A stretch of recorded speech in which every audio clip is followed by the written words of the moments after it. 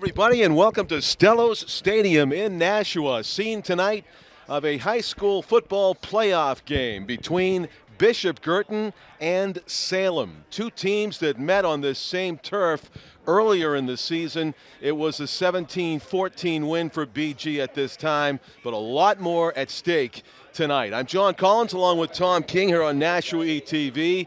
Our cameraman tonight, once again, Tim O'Neill. It's going to be a brisk fall night. Nothing really outstanding as far as weather to worry about, Tom, but BG's going to have their hands full to try to make it a repeat victory over this Salem team. Yeah, it's always tough to beat a team twice in a season. That's the old adage, John. But, that BG win back on September 11th basically set the map for the Cardinals for the rest of the season. It identified them as a bona fide contender in Division I and basically, put them in the driver's seat to win the West Conference, and that's what they did. So, they're 7-2. Not too many Guertin teams have gone 7-2 over the last few years.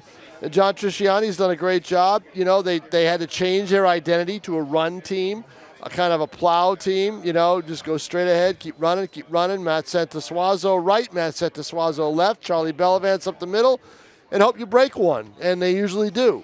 So that's been their style on offense. Defensively, Jacob Baker, he's all over the place. I mean, if Baker has a good game defensively, they're in good shape. As you said, that's a must. The thing here is they're playing against a team that has more speed than they do. Salem's got a lot of team speed, and I think that's going to be a factor in this game. I mean, you saw in the first game how explosive Salem could be. They were down 17-0. On the very next play from scrimmage, they hit an 81-yard touchdown pass. So they have the speed. Watch out, Aiden McDonald is a player. He is just a bona fide player, but also, they have some other players out there that can really do the job. You got to watch out too for Thomas Ehlers. Ehlers is he's trouble. I mean, he will give you fits as well. Senior running back and a linebacker. He wears number 2 for Salem. Yeah, keep an eye on him. Ehlers, because he's going to be. They have depth. They have Noah Mustafa as their quarterback. The thing is defense with Salem. Can they play it? Okay. That's their key. Is that we're going to have now the national anthem.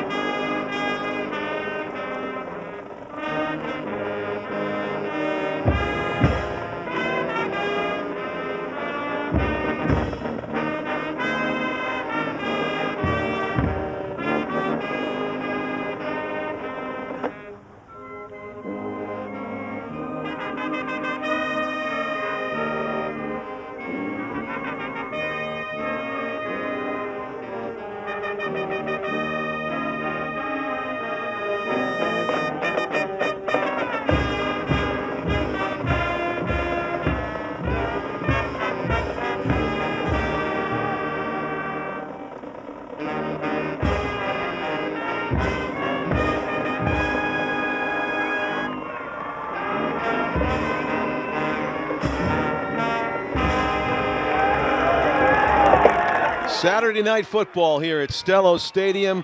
It is the quarterfinals, correct, to see who goes into the semifinals. Well, the winner of this game will go to Londonderry. Go to Londonderry next 1 o'clock next Saturday. Right, the Division I semis will be set after tonight. It's going to be Exeter-Winnacunnet, which is a great rivalry. That's going to be a war out there on the seacoast. Undefeated Winnacunnet. Exeter-Winnacunnet. Winnacunnet just got by Goffstown last night, 20-14. Exeter took them double overtime to defeat Bedford. Right. Right. So they did that earlier. This is the last of the 4 quarterfinal games to be played. It'll determine who gets to play against Londonderry next Saturday. Not a great prize there, but that's what you have to do if Bishop Guertin is going to win a Division I title. They haven't done that, Tom. You covered Tony Johnson in that huge run they had. Those were all Division IIs. Division IIs. Right, so, with Exeter. I mean, that was the rivalry back 10, 15 years ago. That was the rivalry. Was Guertin Exeter. It was a great rivalry. Sure. They played just about every year. They won 7 out of 8 championships, did that team, that Bishop Guertin team back in 2004 to 2011. You covered it. And but they're trying to, I saw the coach of the last one. Did you? Today, Travis Cody, who succeeded Tony Johnson. Oh, you remember that. Yeah, and Travis Cody was the coach, and he beat Winnicott in the finals in 2000. Is he here tonight, you think? No, he was at Milford today. Okay. He's on the Milford coaching staff. Mitchell coach staff. So I saw him earlier today. So he's, he was the last coach that won a championship here at BG, and they've been trying to get the program, on track with numbers and everything else. They've got a teacher in the building, but the numbers, if you take a look at the varsity numbers here right now, they're not very big, and that's something that Guertin probably needs to address at some point. But what they do have this year is a great running back in Charlie Bellavance, who can, basically set the table and set the tone for this team, because if you've got one or the other, pick your poisons, Bellavance or Santa Suazo. Right. But I'll tell you what, the thing about that Guertin win back then on September 11th is we had seen Salem. You weren't here. We didn't do the game on TV. We used Bernie Campbell, who's the great broadcaster at Salem, and their broadcasts on Salem TV. They beat Nashua South, putting 62 points up. 62-36, right. I see So here. the next game, the next week, we see them shut out at halftime and shut out until there were like 5 minutes left in the fourth quarter. If you look at Salem's schedule, that game against BG, an anomaly. They were held under 20 points. No other game that had come close to that. They won with defense that night, and they got a safety with Jacob Baker, if you remember right, John. So John Collins, I will go down on the field for the first quarter, maybe partly into the second. Okay. I'll come back up and join you here in what is a crowded press box. It is tonight. It's a lot of interest in this game. We are streaming live on Nashua TV currently, courtesy of our executive producer, Pete Johnson. It's promising to be a terrific game. Of course, DraftKings hasn't yet descended into having people gamble on high school games, but be assured that it is a long shot for Bishop Guertin, not only to win this game, but to go on and to defeat Londonderry and perhaps Winnicott and or Exeter in the finals. So that's why they play the games, to see if Bishop Guertin can execute and do the seemingly impossible at the moment. They are the West Division champions taking on the South Division champs, Salem Blue Devils. Of course, BG in their Green Bay Packers themed uniforms on the left, and Salem in their blue and whites. On the right of your screen, it will be the Blue Devils kicking off from right to left, as you can see. So we'll see if Bishop Guertin can start things out on a positive note offensively, and see if anything will happen close to what occurred here on September 11th when these two teams met earlier, and the BG defense basically clamped down on Salem for the entire first half. Ball is fielded back at about the 15-yard line and swallowed up at the 25, a return of about 10 yards for Adam Gano, or Adam is a senior wide receiver and defensive back who handles the kick returns for Bishop Guertin. You'll also be hearing the eloquent voice of Rich McDonough, the public address announcer tonight here at Stellos Stadium to my right. 1st and 10 for the Cardinals. Ball spotted at the 24-yard line. 12-minute quarters in New Hampshire high school boys football. This is no different, even though it is a playoff game to determine who goes on to the semifinals next Saturday, the 13th. First down carry, Bellavance. Charlie takes it to about the 27-yard line. It'll be 2nd down and 7. BG with a run-heavy offense. It's usually either quarterback Matt Santos Suazo keeping or handing it off to Charlie Bellavance, who stands right next to him on his left there, the big back for BG. Bellavance gets another handoff, trying to go around right corner. He does get close to the first down yardage, needed 7, and let's see where the mark is. It is a gain of 6, 3rd down and 1. Ball spotted at about the 33-yard line. So he needs just to get it to the 34, maybe a few inches more than that. Hash mark right in front. Of course, going from the shotgun seems to cancel out the possibility of the quarterback sneak, which might be a good thing to go with here, but that's about the shotgun equivalent of a quarterback sneak right there. The keeper right up the middle, and he's got plenty for the first down past the 35-yard stripe. So Salem, after they lost to Bishop Guertin back on September 11th, they lost the next week as well at home against Pinkerton. At that point in the season, they played 3 games and lost 2 of them. They were 1-2. The Alvern game got canceled. I believe that had something to do with the whole COVID thing. That was on September 24th. And things looked bleak at that point for Salem as far as playoff hopes. They'd been in the quarterfinals for, I think, 7 seasons in a row. But boy, after that short first down carry there by Bellavance, maybe a gain of 2, 2nd and 8. Boy, did Salem go on a run after that. From October 2nd until last week, they just ran over the competition. Big wins over Wyndham Keene, North, Londonderry, and ending the season on a huge positive note. A 54-14, 40-point beatdown of Merrimack leading into this playoff series. So it's a confident Salem team taking on BG here tonight. There's a carry by Matt Santos Suazo. I think that's his second carry. First down carry was the first one, and now he takes this one to within 4 yards. So it's 3rd down and 4 for Matt Santos Suazo and the BG offense. They took the opening possession at their 24-yard line, and they've been moving it methodically down the right hash mark ever since. They've yet to throw a pass. Maybe this will be the first pass play. You see a blitzer for Salem inching up toward the line as if he's coming, one of the linebackers, and audibling as a result. The handoff to Bellavance, dances through the line. He's still on his feet. Charlie Bellavance to the 35 of Salem before he's dragged down.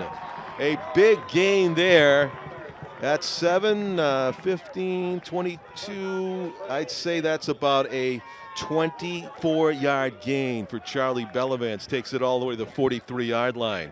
The BG offensive line doing a terrific job of opening up a gap there. It is a great play call, too, as Santa Suazo might have changed the play based on the blitzer to his right to have a run toward the left of the line. There was a big gap, and Bellavance made the most of it. He actually threatened to take it all the way to the house. Opening drive for BG, looking good at the moment. Santa Suazo fakes the handoff to Bellavance and leaps through the line for a short gain on first down. Very short gain. It's going to be 2nd down and 9. It's amazing to us during the course of the season to see just how successful this dynamic duo is, considering that they were the only 2 to touch the ball in many a game that we did here at Stellos this season. It was either the quarterback keeping it or handing it off to his counterpart there, the running back. Bellavance stiff arms a few people, puts his head down, gets inside the 25-yard line. Needed to get to about the 24 for a first down, and he is tackled just beyond the 25, so it's going to be 3rd and short, maybe 1.5 yards here on 3rd down for the Bishop Guertin offense. They're taking a big chunk of time off the clock as well with this opening drive. Of course, we start with 12 minutes. We're down to 7.5 left to go in the first quarter. And Bellavance again sets up just to the left of his quarterback, Matt Santos Suazo. Started to call the signals, then looked over to the sideline. And Coach John Triciani once again, that's up the middle.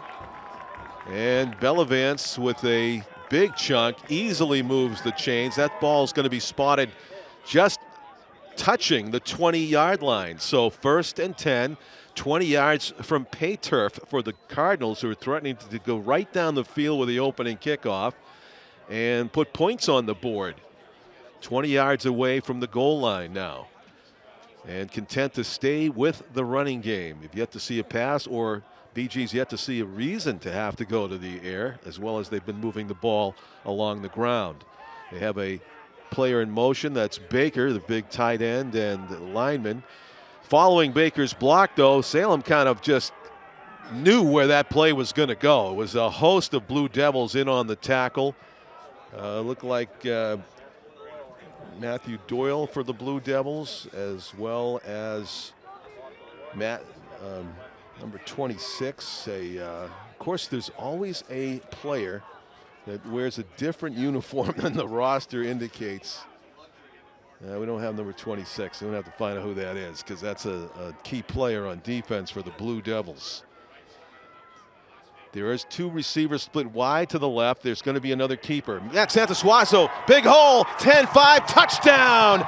Basically untouchdown. He was just selling the fake to the running back, Bellavance, and exploits the right side of the line. A huge opening, and just literally gallops across the goal line for the first 6 points of the game. So BG take 6 minutes off the clock and finds a huge opening on the right side, and that great speed that he has. If somebody doesn't hit him in the backfield or at the line of scrimmage, that is what is likely to result. 6 points for Bishop Guertin on the run by Matt Suazo with half of the quarter gone, and a commanding performance there by, or dominating performance, I should say, by Bishop Guertin on the opening drive.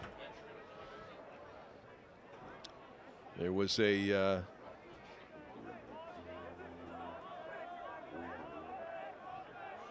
flag, not sure quite for what. They're going to go for 2, though, as a result. The penalty was against Salem, and so that made it, it's ball at the 1 yard line, I believe, or 1.5. So instead of just going for the kick, BG's going to try to put 2 points up on the board here.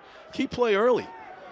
Salem yet to touch the football, and Suazo's hit behind the line of scrimmage, and did he get it in? He apparently did. I saw the 2 points. It is good. Salem player ended up with the ball, but apparently not before Suazo penetrated the goal line and then maybe bobbled it, but that didn't matter after the goal line was penetrated by the football. Watching the replay now in-house, and that is exactly what happened. Matt extended the ball over the line. He actually put it down on the turf. He put it down on the turf as he dove forward, and it was picked up by a Salem player, but that was too late. It was already in, and a great extension, great football IQ type of play by Matt Suazo. So the BG quarterback responsible for 8 points so far. His touchdown run and then the 2-point conversion, helped out by that Salem penalty. Of course, you could just see there on that play that if it hadn't been for the penalty, they wouldn't have been close enough to score there. That surge by the defensive line by Salem would have been enough to stop the play in its tracks. Connor Lennon will do the kicking for Bishop Guertin.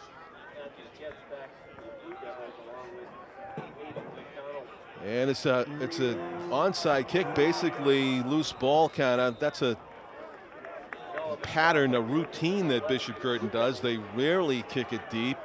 All squib kicks, sort of like extended onside kicks that they like to go with. And they do sacrifice some field position that way, but every once in a while they'll get a bobble and a recovery around that 35, 40-yard line. So they take their chances on those squib kicks. This is the first offensive possession of the game for Salem, who find themselves down 8-0 with just under 6 minutes to go in the first quarter. The first play from scrimmage, a big burst from the big back.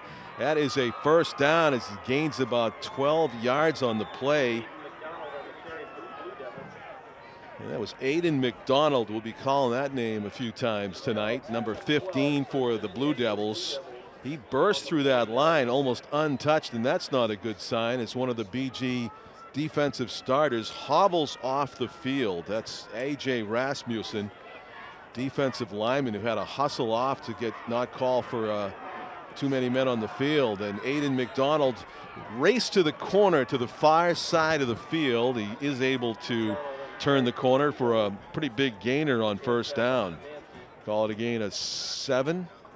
2nd down and 3. So 2 carries for Aiden McDonald to begin the game for Salem, and they are showing why they put 54 points up on the Merrimack Tomahawks in the final week of the season out of the gate. Big gains for McDonald and not really a lot of resistance from the BG defense to this Salem running game so far. Man in motion, hand off to McDonald, burst, he's untouched as he goes down the center of the field. That's a track meet, and Aiden McDonald's gonna win it. 44 yards straight to the house, and that is a concerning play for BG and their fans, as it was really too easy there for Aiden McDonald. 3 running plays capped off by a 44-yarder. Aiden McDonald and the Salem Blue Devils needed half a minute to go down the field and into the end zone for a touchdown. Just an amazing play by McDonald. The blocking was tremendous. The gap was gigantic, and McDonald exploited it to the tune of 6 points. Salem's going to settle for that extra point. They are content to expect to score again. They are trailing 8-7, but it's confidence on the part of the Salem coaches and their players. They did not go for 2 to try to even things up right away. When you score in a half a minute after touching the football for the first time, you have reason to think you are going to score again and again. BG needs to make some huge adjustments on defense if they're going to stay with this Salem team, or else score 8 points every time they touch the ball. That would help too, but this is a BG team that somehow was able to hold the Salem Blue Devil squad to under 20 points in their first meeting back on September 11th. And when you look at the rest of the season, how Salem did against, let me pull out Londonderry. They put up 35 points on them. They put up 34 on Keene. Against Pinkerton in a loss, they had 21. So that 14 points they scored only against BG over, well, like 2 months ago now. It's almost 2 full months ago. It looks like a different Salem team. Credit to their coaching staff and players. The kickoff is going to be down to the 10-yard line. It is fielded and to the right, picking his way through some tacklers. Decent return there by BG's Matt Santasuazo. Not many football teams have their quarterbacks running the ball back on kicks, but that is the case for Matt Santasuazo. He can't get enough football. He'll play on defense. He is the quarterback, and he returns kicks, which he did there to the 27-yard line. 1st and 10 for BG, starting just about where they began their opening drive that yielded 8 points, leading 8-7 with their second touch of the ball here. What a contrast in scoring drives between Bishop Guertin, short gain on 1st down there for Bellavance, and Salem's scoring drive. They got the ball back, they got the ball for the first time with about 5:57 to go in the first quarter, and when they scored, 5:29 remained in the first quarter. So it was about 30 seconds that it took them of game time to go the distance. Amazing. Handoff. Bellavance, actually Santasuazo held on to it. Salem getting wise to this 1-2 punch now, getting penetration, getting enough players in the backfield just to blow up the play. It'll be 3rd down and 10. Loss on the play to create a 3rd and 10. And we have yet to see a pass in this game by either team. This may be the first pass of the game. Let's see. Long look to the sideline to Coach Triciani and the BG coaching staff. Santasuazo is going to roll to his right and look to throw. He does, and it is incomplete, off the hands of the intended receiver, Cody Szymanski, sophomore who appeared to be open, and may have been a good throw, but kind of were obscured a little bit by the BG players standing along the sideline as to why exactly he could not secure the catch. Punting situation for the Cardinals. 4:01 remains in the first quarter, and their first defensive stop of the game by either team.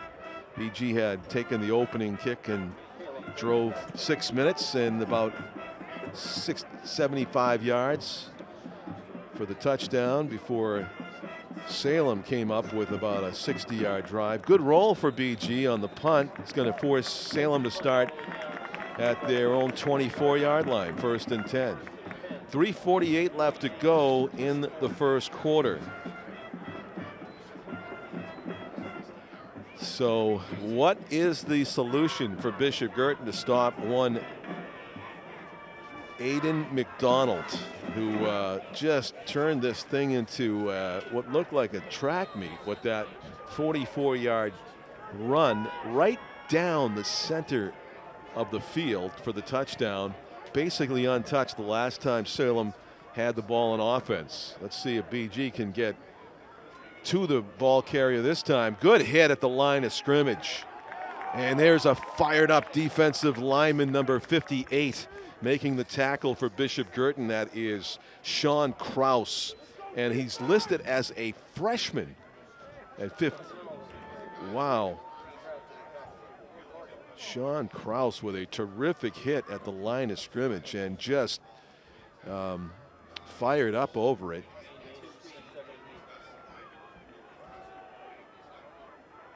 He is the maybe the replacement that came in after A.J. Rasmussen went down. I don't think A.J.'s returned yet. Number 57 was on the defensive line. Another pretty decent stop for BG there. Much better carry for Salem on that 2nd down play. It's going to bring up 3rd down and some significant yards here, about 4.5 maybe, to get this 1st down for the Blue Devils. Will they be throwing their first pass of the game? Let's see. Oh, they will rely on the running game. The pitch outside, hit near the line to gain and downed at about the 40. That's going to be a 1st down for the Cardinals. Excuse me, for the Blue Devils. The Cardinals making the tackle at the 36-yard line. So Aiden with the carry for Salem on the pitch. Ehlers make it number 2. Another significant ground gainer for the Blue Devils. Thomas Ehlers, number 2. There's a keeper, and down the middle. Wow, that was a great misdirection play. Thomas Ehlers gets loose. Play started at the 36-yard line, and it ends up at the almost the 36-yard line of Bishop Guertin before Thomas Ehlers was brought down. That is a tricky play by Salem, almost one of those cup and saucer type of things. You have to keep your eye on the ball, like what cup is it underneath, what saucer is it underneath. It was in the hands of Thomas Ehlers the whole time, who took it 27 yards. There's a run off a right tackle. Aiden McDonald with the carry. Gets a gain of maybe 3, 2nd down and 7. So Salem eating up what remains here of the first quarter. 1.5 minutes to go. 8-7, BG clinging to that 1-point lead. The difference, the 2-point conversion they got after the run for the touchdown by Matt Santos Suaso. 44-yard touchdown run for Aiden McDonald. That's the scoring hit as he takes it in the backfield. And that was David Jakes on the carry. The junior running back for Salem was rudely greeted at the line of scrimmage by a host of BG tacklers, and it's a loss of 1, 3rd down and 8 yards. So great defensive play for BG. They need a couple more here. It's 4-down territory for the Blue Devils. Believe that was David Jake's first carry, and he was hit like BG knew it was coming. That was just great defensive line penetration. Noah Mustafa, the quarterback for Salem, has Aiden McDonald in motion. He pitches it to McDonald with a head of steam. He goes around right corner. He's got a first down. He's going to be dragged down inside the 20. A terrific, well-designed play by the Blue Devils. And on 3rd and 8, they gain about 15. There was just a perfect play call for the situation for the Blue Devils. And BG having designs on a defensive stop there, quickly get their hopes squashed by that great run by McDonald. That is the end of the first quarter. 8-7, BG leads for the moment. It is a tenuous lead at best, the way Salem is running the ball on offense and calling these plays that are stretching out the Bishop Guertin defense. BG defensive line getting some penetration, getting some hits at the line of scrimmage, but for the most part, Aiden McDonald has been able to burst through the line, past the line of scrimmage, as he did on the outside this time, untouched. And that is a problem for Bishop Guertin if they're going to have any hope of winning this game.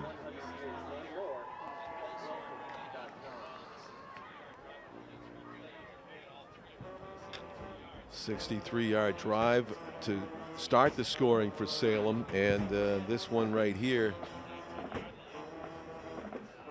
they started way back at about their 24, so this would be a 76-yard drive for Salem if they can cap it off to start the second quarter of play here at Stellos Stadium in Nashua. Salem TV legend Bernie Campbell is here, has covered this team for decades, literally, and covered it well with some thorough statistical keeping as well. Bernie Campbell, just the best at it, covering a single high school team as he has devotedly for decades. He's doing the game with his son on Salem TV right now, and he has provided almost feels like a dictionary thick stat sheet, research for fellow broadcasters at this game. One of them, very interesting stat for playoff seasons in which BG has played a team that they lost to during the regular season. That's the case here. BG won their meeting earlier in the season, 17-14. BG's only, Salem's only 4-11, 4 wins and 11 losses against teams that they took a loss against earlier in the season when they meet in the playoffs. And this looks like they might be putting in the win column at this point. I mean, it's 8-7 BG. There's a short first down carry for Salem, 2nd down and 8. But it just, the way Salem has run the ball a bunch of times here, getting their big backs loose, big gaps untouched, it makes you worry as a BG fan. And there's Aiden McDonald untouched. He's diving to the pylon, and it is just short of the end zone. Yeah, wanted to make sure. When you see the pylon fly like that on an extension by the running back, you think maybe he got the ball in, but no, they're actually going to say he went out around the 3-yard line. So that extension came a little too late for Aiden McDonald, but it is goal to go. 4 cracks at it. They want to pass up the field goal. It's 4 cracks, 4 downs territory for Salem to score the go-ahead touchdown here. And they seem to have their choice of going up the middle or outside. Both have been successful on run plays for the Blue Devils. They will go off right tackle. Good hit at the line of scrimmage and a stop on first down at least for BG. Maybe a half a yard gain on the play. Ball actually looks like it's spotted around the same spot. Call it a gain of inches, and it's going to be still goal to go. 2nd down now for the Blue Devils. So BG rearing up there on defense and sealing off that side of the line. Let's see if Salem tries to outrace BG to the far side of the field again, which I think would be the other way. Now they're going to go crashing over the right side. Touchdown indication. And it is a lead for the Blue Devils with their 2nd touchdown of the game.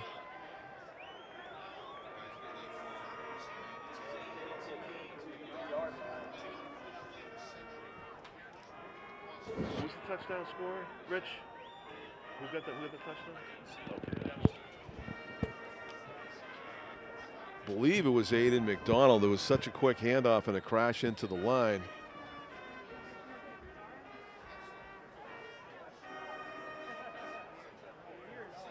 And it was Aiden McDonald. We see the replay in-house, number 15. And the extra point is good. So the kick by Joshua Brady. He's made 2 straight point after touchdown kicks here tonight. 14-8, a 6-point lead for Salem. So Aiden McDonald has scored 2 touchdowns in this game. That was about a 1.5-yard run, and he had a 44-yard run, 2-yard run. So 14-8.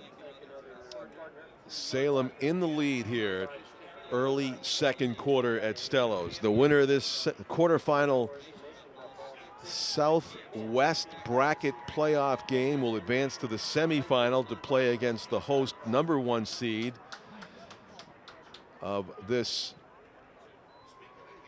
bracket, Londonderry, waiting in the wings to host next Saturday at 1 o'clock, a day game. Neither team looking forward or looking past this game to that just yet, but Salem certainly has got to feel good about their chances, how easily they move the football with their ground game in both of their offensive possessions so far tonight. They did kick it off to begin the game, so BG's about to get the ball for the 3rd time. There's an end-over-end kick that's short. It's a great job on the hop. It was like a turf bounce that kind of bounced true like a basketball, and good hands people. Ethan Chmielewski, the sophomore running back and wide receiver and linebacker. Number 3 makes the play.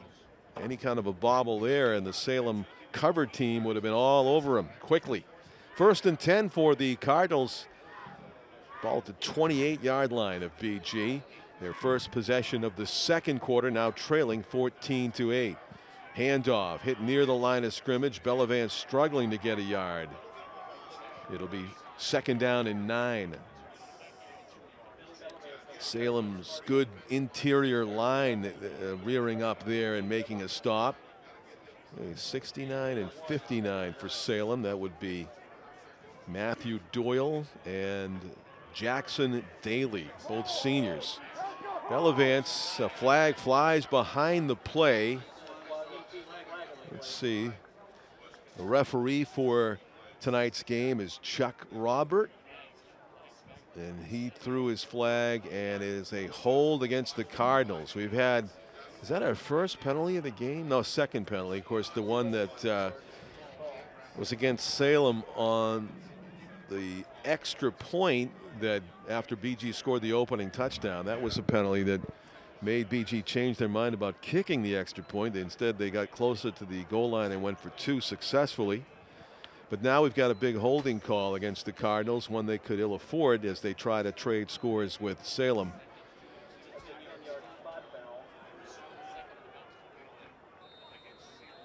So that's going to move BG back to their own, about the 16-yard line. They need to get to the 37. There is nothing there on the end around the end. The keeper by Santos Suazo is going to be tackled at about the line of scrimmage. So still it's going to be 3rd down and a mile here and maybe forced to put it up.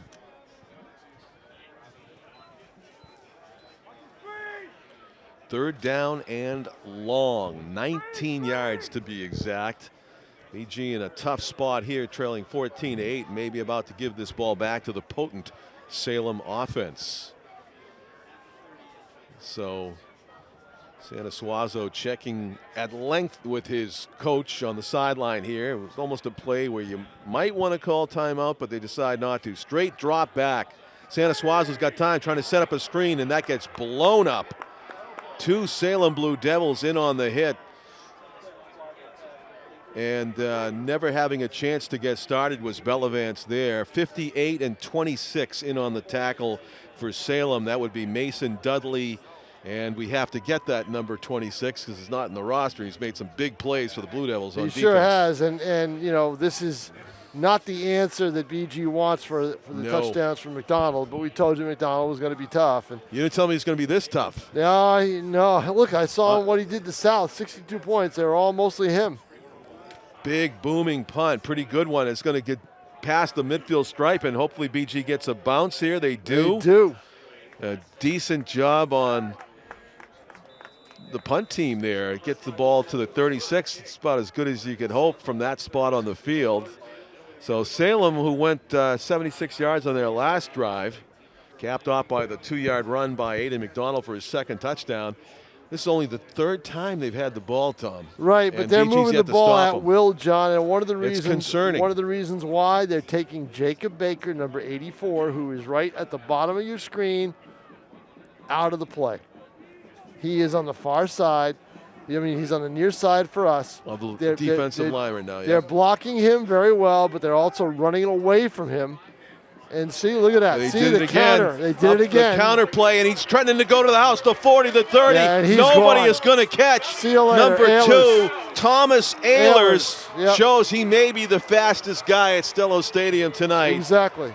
That is a 64-yard touchdown run. Salem piling it on now here in the second quarter. This is up 20-8. This is kind of what I expected.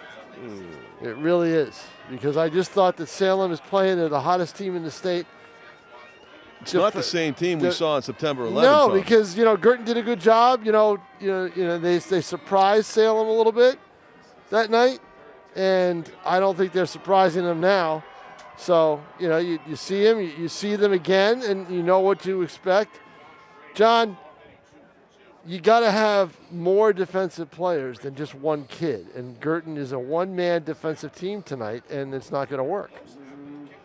And the kick's not going to be good. It's off to the right. I So believe that might end a streak that Joshua Brady had of point after touchdowns, but they're not really that concerned about it right now. No, the way not they at are all. scoring every time they touch the ball.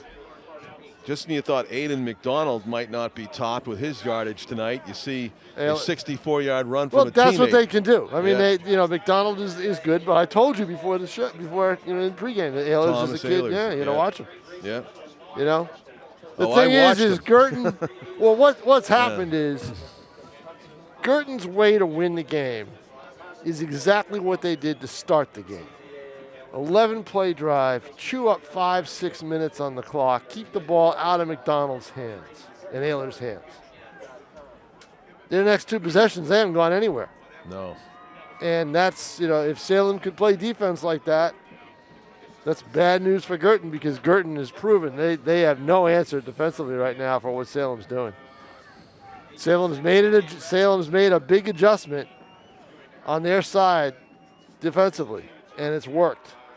So, and you force Santa Suazo to have to throw the football. That's not what Guertin does. So you've already forced Guertin out of their game. Yes. Joshua Brady with the kickoff here for Salem. But you know what? It's still early enough where if Guertin can just drive down the field and take some time off the clock, take 6 minutes off the clock and get some points, then you have to see what happens. Up the middle, heavy hit laid on Adam, around the 29-yard line. Probably should have cut to the right side. Should have cut to the outside and going up that way. Because that's his speed. Because he's a speed kid. Yeah. He's the one kid on this team that can probably, match McDonald in a race. He's fast. Right. So, unfortunately, he took heavy hit here. Right. With the in-house replay, Tom. And like you said, look at the hit. If you want to use your speed, right. go outside. Go outside. Right? He goes up inside, and there you go. He gets hit. Santa Suazo hands off to Bellavance, tries to go up the middle, and a gain of maybe 3 on the play. Let's see where they spot it. 2nd and 7. The 2-man show continues for Bishop Guertin. They try not to get away from their game plan too early. Of course, the hope is that they go down and score a touchdown and get one of those squib kicks that they like to do. No, the squib kick is not. It's not working? And it's not. I mean, here's the thing. Not turning the ball over enough. I'll talk about it. that a little bit later when we have a stoppage. Yep. And again, Bellavance up the middle. Big hole that time. That's what Good you blocking. Need. Yep. You need this kid to run like that, and that's their only answer. Ayler's in on the tackle too for and what you want is Salem. Want on this turf, which makes a big difference, is you want him to break one. Right.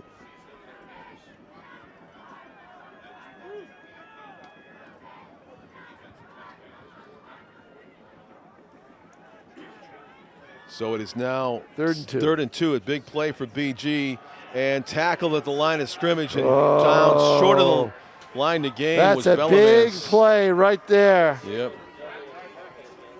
Looked like number 58 got in there and made Mason the play. Dudley has been a force on defense so far for Salem, number 58 on the defensive line. And so BG doesn't hesitate. They look like they're going to go for it, and this could be disaster here if they don't make it because if they don't make it, very this short is field game for Salem. over. Oh yeah, this is game over if they don't make it. And My guess it's not is easy. It's 3-4 yards here. Yep. On 4th down in their own end, and he's going to quick kick it. As Yep, he backs that's what off, I thought. And that's it. And he does get Salem up, so they're going to have to let this ball bounce. Probably didn't kick it as deeply as he wanted to kick it. And it's right where it's right where Salem started their last drive, if you want to call it a drive. It was more of a quick 36-yard line. 64-yard jaunt. 35, this would be 65 yards. Yep. Of course, what a contrast in opening drives. BG taking, as Tom said, a methodical drive, took 6 minutes off the clock. Right. Scored, put 8 points up. It was 8-0, and then it was a half a minute later when Salem scored. Three carries. Speed, John. Speed, and to the outside. Everything's to the outside. That one is off the now right side. That one is and cut now inside. Nobody's going to get McDonald. He's still on his feet, and it's going to be a 65-yard touchdown run for Aiden McDonald. No answer for him. None. Ouch. No answer. If you look at sides, there's a flag, though, at the 45-yard line. And it's a hold against Salem. Takes away and a break for Guertin. Well, maybe the officials thought, big break for Guertin. Yeah, it is a huge break. Let's see if we can find it in the replay. I don't know. It'd be nice to know what number it was called against, but so it's going to come back as a spot foul. Is it in high school as well? Yeah, spot foul. Let's see. So is that the 45 where the flag was? The ball will go back to the Salem 45. Right. So he gets credit for a first down run. So it's going to be 1st and 10 from the 45. They have to move the sticks. Yeah, they do. And they're not moving them. I don't know why. They got to recognize that it was a. Yeah. And by the way, John. Yeah. McDonald's touchdown down there. Is this where the hold is? Let's see if we can see it. Is this the? I don't.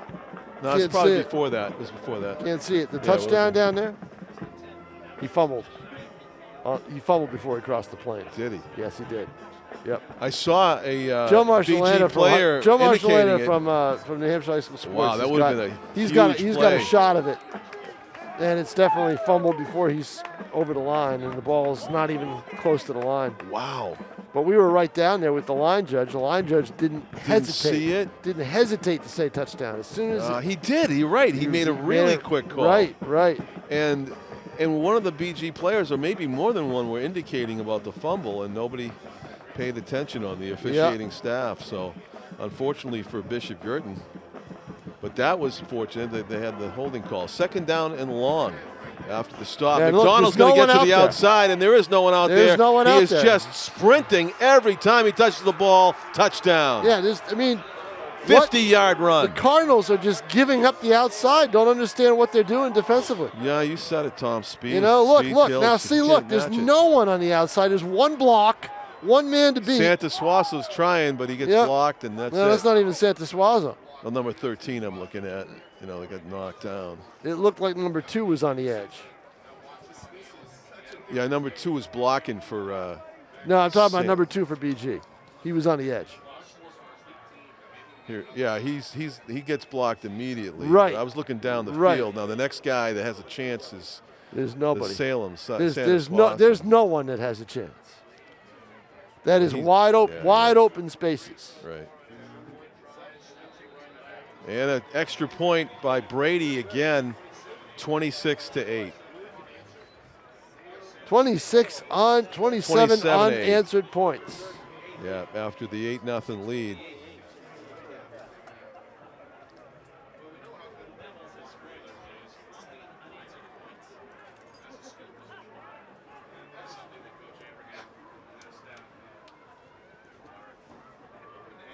So you could tell. I mean, it's just really discouraging. I just felt that way coming in. They just didn't have they did what they could do that first night, and Salem just woke up towards the end and showed that they were able to move the ball on this defense. They just didn't do it for 3.5 quarters. Yeah, and they didn't do it for 4 games because they lost the next week to Pinkerton, and then they turned the corner. And then they had a game postponed or canceled, and then all of a sudden they come back and they are just hottest team in the state, as John Trisciani said.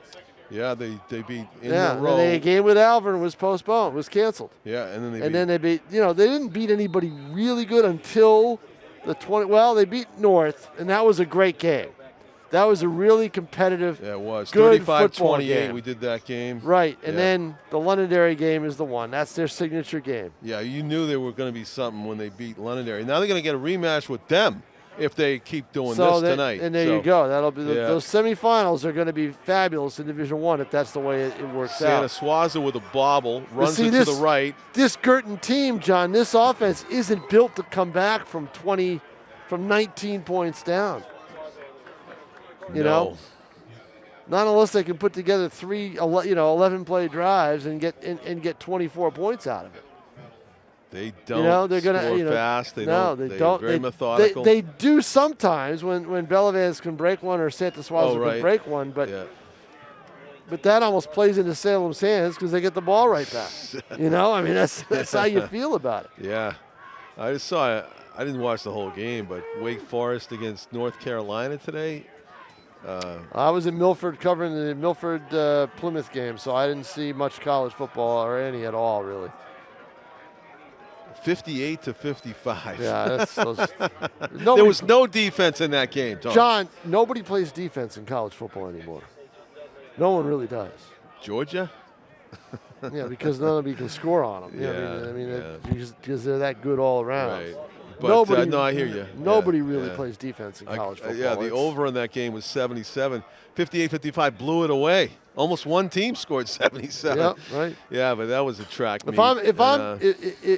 If I'm gonna hate this, you're gonna gamble on a college football game with the over/under, I'd always go to the over. Yeah, right.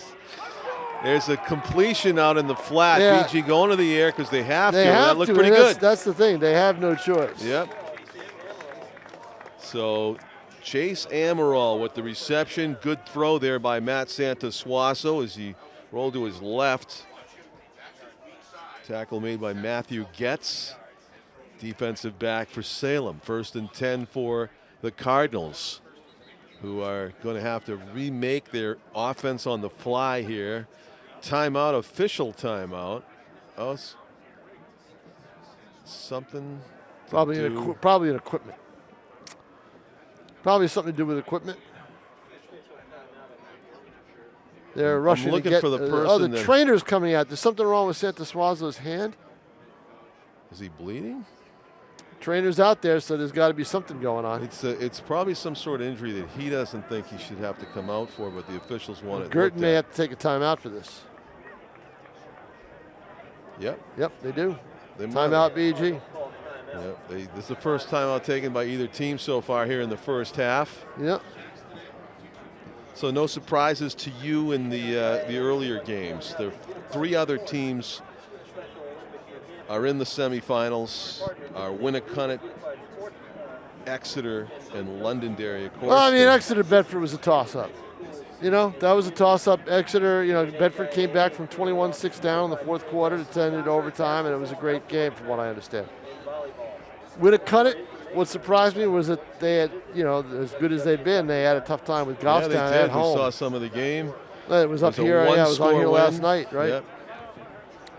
And then 2014. And then the Londonderry Pinkerton game, I think a lot of people thought that Pinkerton, probably could have won the first time they played, and didn't. But Pinkerton hadn't really been playing great football, and they got upset by North. I was at that game, so they were trending downward going in. Yeah, they were looking beatable. Yeah, and Brian O'Reilly said, if we keep going like this, it could be a short playoff season, and it was, unfortunately for them. And they lose to their arch rivals in Londonderry.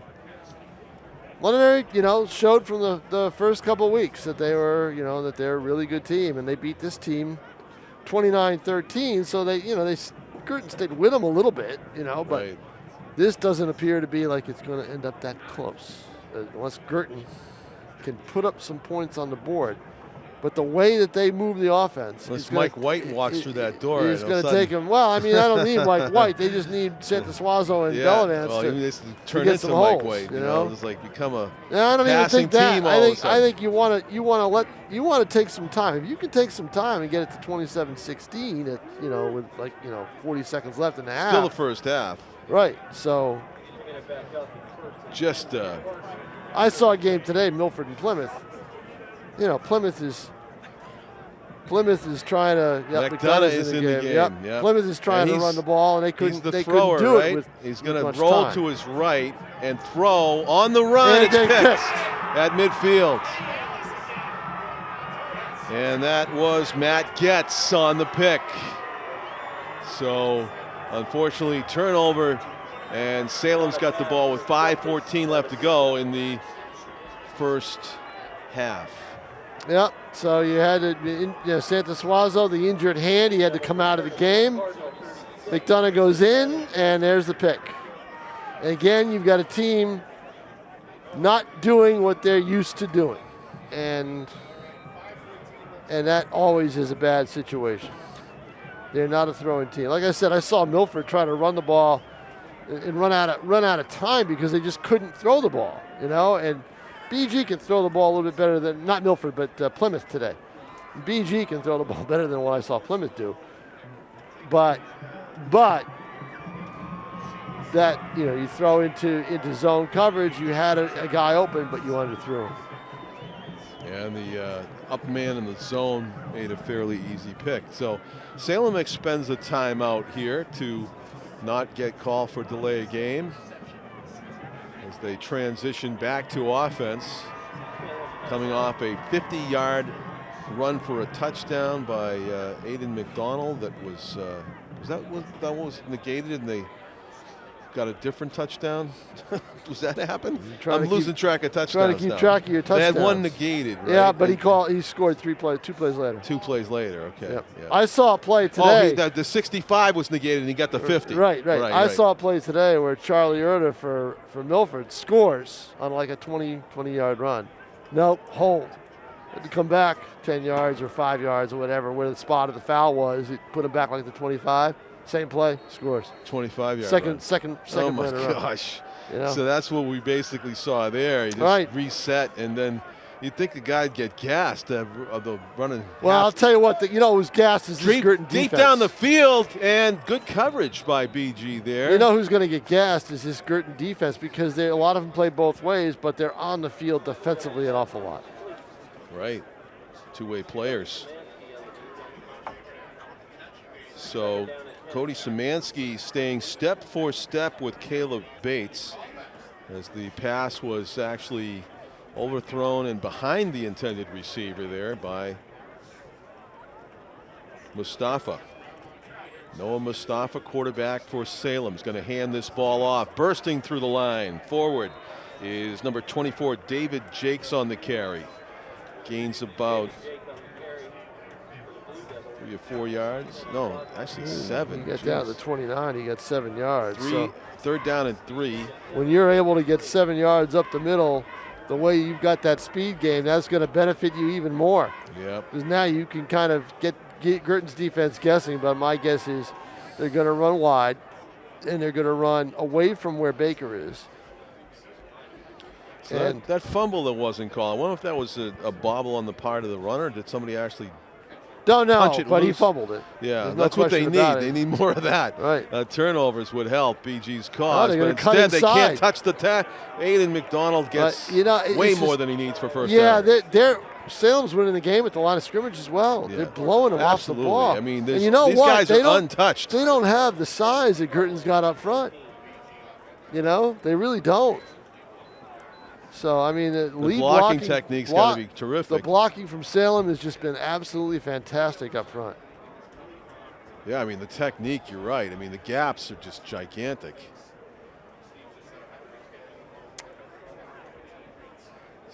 We may have running time in the second half. Oh, boy. You believe that? Wouldn't have thought it before the game. And there's a big hole. Yeah. Into the end zone. Touchdown. Still standing. A 19-yard run by Aiden McDonald, who may have over 100 yards rushing on touchdown runs alone, right? I mean, way over 100. He's got a 50, a 44, and a 19. That's easily over 100 yards on 3 touchdown runs alone. He's got a 2-yard touchdown run. That's 4. Well, let's see. 3 carries for 53 on the first drive. 63, I thought. 3 carries for 53 on the first drive. Okay. All right. 2 yards, 7 yards, and 44 yards. Second drive.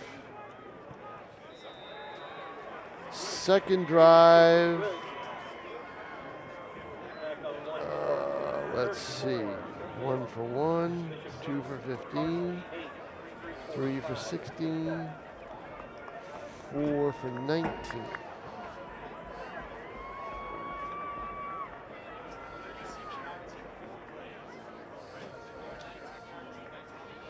It is a it's unbelievable dream in this game. Oh, yeah, no doubt about it. I mean, a mathematician's dream, I guess, too, if you want to bring in other experts on numbers, because there's some big numbers being put up by the Salem Blue Devils in this game, and we are not even near halftime. Oh, not even close. Yep. So disconcerting for BG. It's tale of 2 completely different games. 17-14, these 2 teams 2 months ago. Well, and John Trisciani said when I talked to him last weekend, he said, it's not going to be like the first game. It's not going to be 17-14. No truer words were ever spoken. No kidding, but I don't think he thought it would be 34. No, he probably not. No. Yeah. And, you know, a lot of it, what you just mentioned, the size is not the size. There's no huge size differential, but the blocking technique and the speed differential. Aiden McDonald just putting on a show tonight. A kid in his high school prime, really owning the field here at Stellos. Huge touchdown runs, including one that got negated. I have him 10 for 161. There you go. That's what I have. So 1st and 10 for the Cardinals. Let's see if Matt Santos. But, you know, he put a show on. He ran for over 200 yards, if I remember right, or close to it against Nashville South, which isn't very good defensively. So, or wasn't very good defensively this year. So Matt Santos Suazo is back in. Back in, quarterback. Rich McDonough, our PA announcer. At this point, Rich, I don't know if it's going to make much of a difference. And there's the proof. There's the proof right there. Yeah. Yeah. Gonna let him back in the house anyway. Yeah. So the carry by Santos Suazo, he gains 2.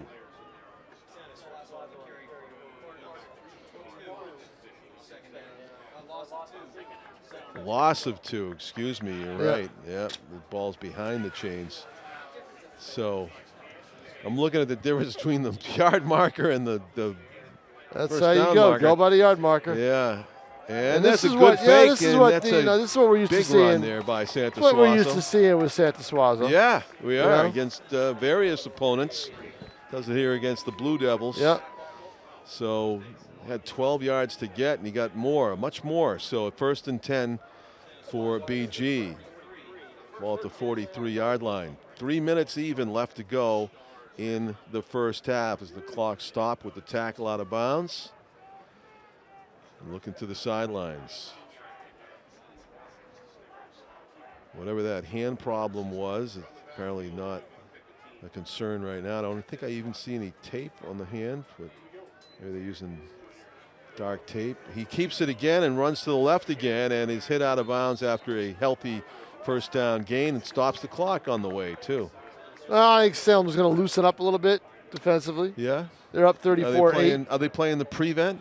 No, I don't think they're playing prevent because Guertin doesn't pass. No. So, or at least they shouldn't. Right. 2nd and 5. Ball at the 48-yard line. They need to get to the 47 of Salem.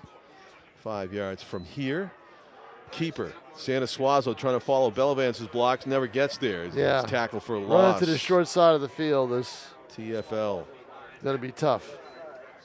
They'll move him back. Because here's the thing, when you got speed on offense, you probably have some speed on defense.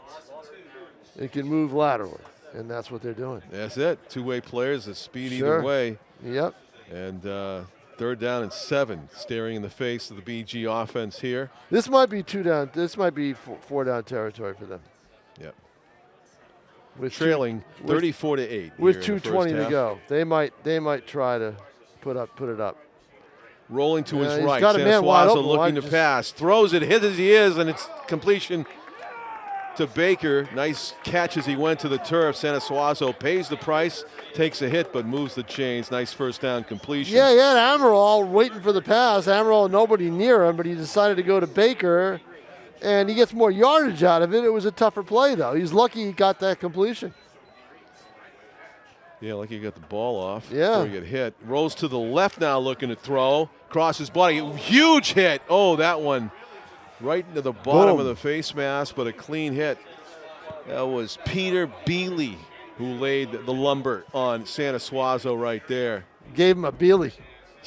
Just nailed him. I mean, he just probably shouldn't have thrown that at that moment with Bealey bearing down on him. It'd be a good time for a fluty spin the other way. Well, he can do it. Santa Suazo's got all that. He's got the ability to make people miss. 2nd down and 10. Bounce right back to his feet. Tough kid, Matt Santa Suazo. Straight drop, looking to pass. Hit again as he throws it. Perfect pass, complete down to the 15-yard line. Oh, there you go. He was stayed in the pocket, got hit, but still fired it. This kid is one tough son of a gun, isn't he? He certainly is. And what a great throw. A deep slant to Szymanski. Baker was down there as well. And he went to the inside man. And showing off the arm a bit here, Matt Santa Suazo. Well, he's got a good one. Hands it off. Bellevance got some room on the left side. Untouched to the 5. He's knocked out of bounds. Look, one of the big plays, one of the big drives, when Guertin took a 9-0 lead in the first game, that drive was created a lot by some throws from Santa Suazo to Chase Amaral. There you go. You're right. Mixing it in, right?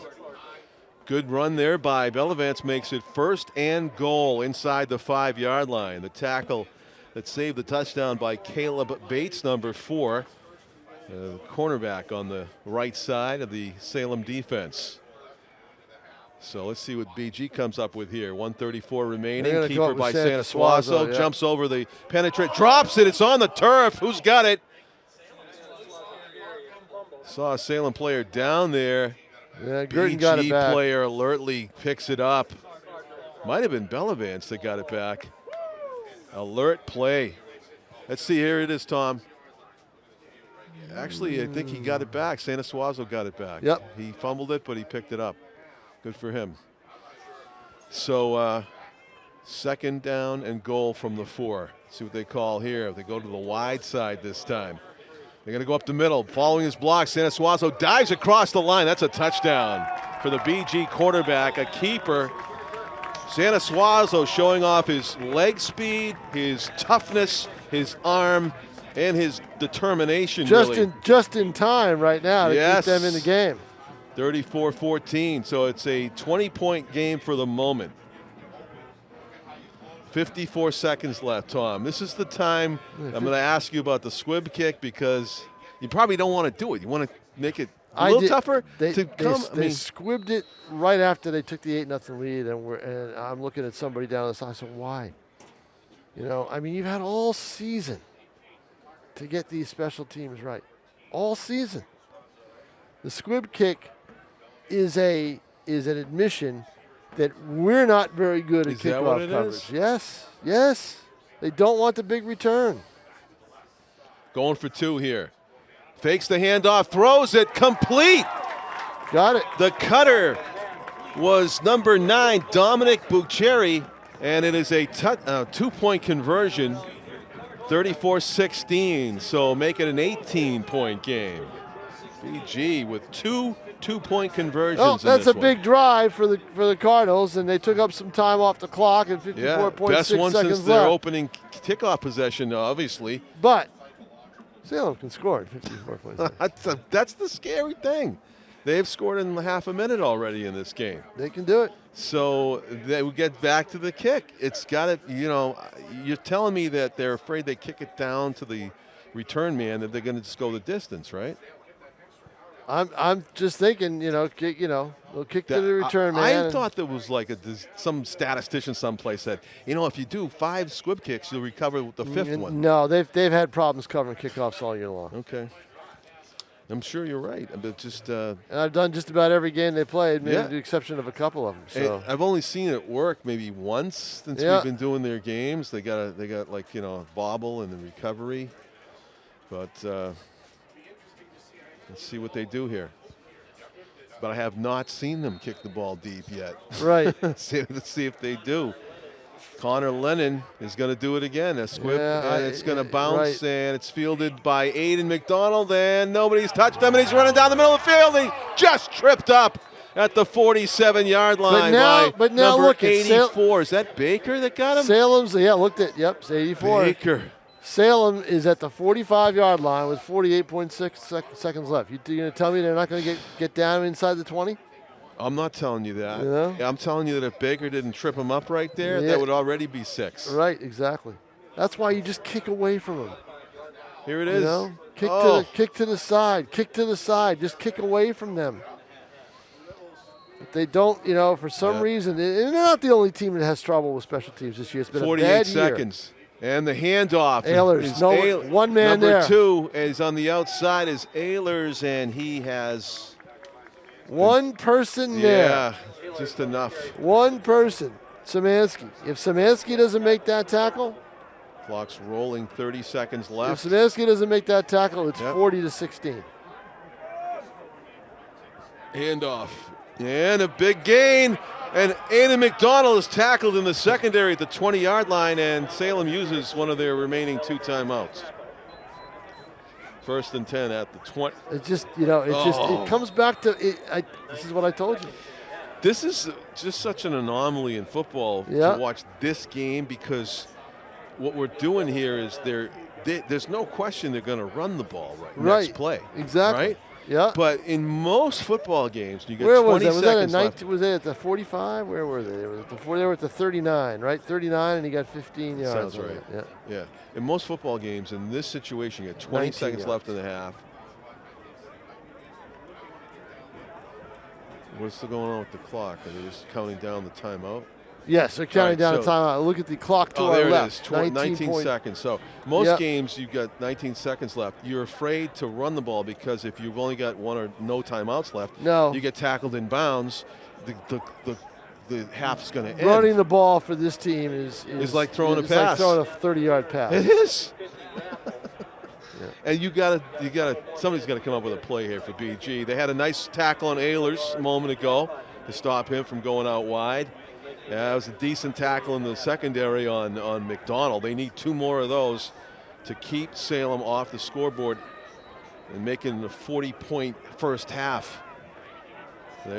Salem's trying to do. They're trying to put 40 points in the first half. Got to have some defensive plays wide. And that's where they're going to go. And here's McDonald, and he is going to be into the end zone for a touchdown, standing untouched. Aiden McDonald, like a 20-yard pass, is a 20-yard touchdown run. Tom King back to your math. This is unbelievable, the numbers that are being put up here in this game. 40 points, most of them scored on half the football field jaunts by Aiden McDonald.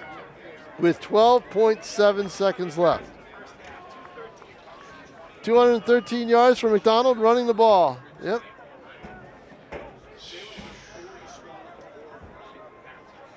Wow. Amazing. BG coaching staff who are located up here just talking to themselves now. They don't know what to say. Yeah, I think what they should say is, turn out the lights, the party's over. Wow. You're supposed to say something to keep our fans tuned to the second half, Tom. It's 41-16. Well, they can watch a great player run for what he's going to do, right? So, I mean, a lot of these kids will be back next year for Guertin. Yeah, it's true. So it's a long time until next Summer Olympics. So if you want to watch a track star for the next half, it's going to be Aiden McDonald. No kidding. He's put up over 200 yards according to everybody up here in the booth, and just unstoppable, literally, on most of these runs. There he is, number 15, Aiden McDonald.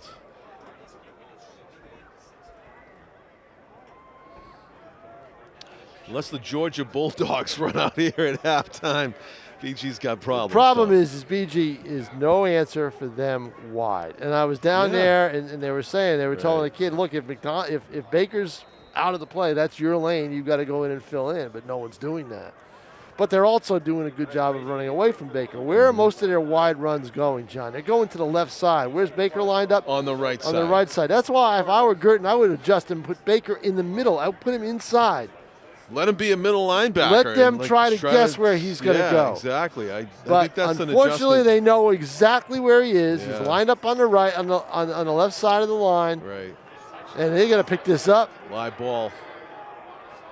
And knocked out of bounds at about the 17. 10 seconds left, and if I'm Guertin, I just take a knee because you don't want to put the ball up in the air and have it picked off and run in for a score, which is always a dangerous thing. Right. So, okay. Well, the halftime adjustment is what you said. You need to write it on a piece of paper, have somebody run down to reposition Mr. Baker for the second half. I think it's too late for that right now. Yeah. I mean, I think you're down that many points. I think it's realistic. You're being realistic. You're down 41-16. You just scored, making it an 18-point game. Go into the locker room. Maybe you can figure you get a stop. But again, you give Salem great field position with a squib kick, or actually return on a short kick, and. See any Londonderry scouts here? Oh, well, Jimmy Lozon was here. He was here earlier. I don't know. Yeah, he's probably watching. He's still here. Not here. Bellavance carries it, and he gets about 3, and that'll do it for the half. So, BG Band's here, though, folks. Stay tuned for that. We're streaming live. So is the Salem Band. It's a 2-band half. Okay, stay tuned for that. Some great halftime entertainment coming up. That's Tom King. I'm John Collins. 41-16. Salem is up at half over BG in this quarterfinal 2021 high school playoff game. I'm John Collins. Thank our cameraman Tim O'Neill. He'll be covering the band's performances at halftime here on Nashua ETV.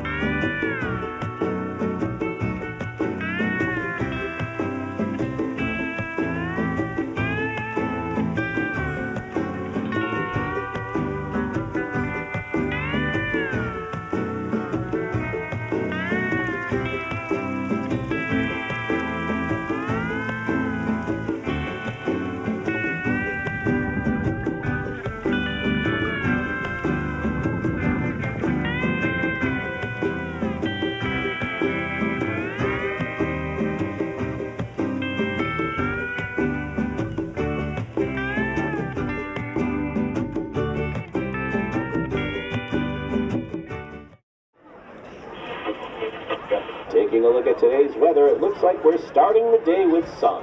However, as the day goes on, it seems we're getting into some bad storms, so grab your raincoats and your umbrellas, because it's going to get messy out there, folks.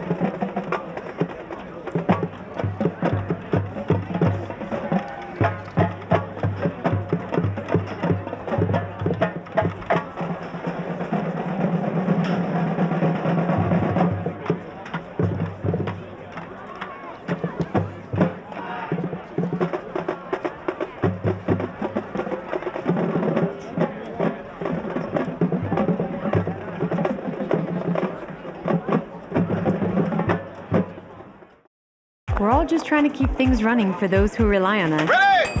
That's why we don't have time to be sick with the flu. And especially this year, no one has time to get sick. Get a flu shot for yourself and those around you too.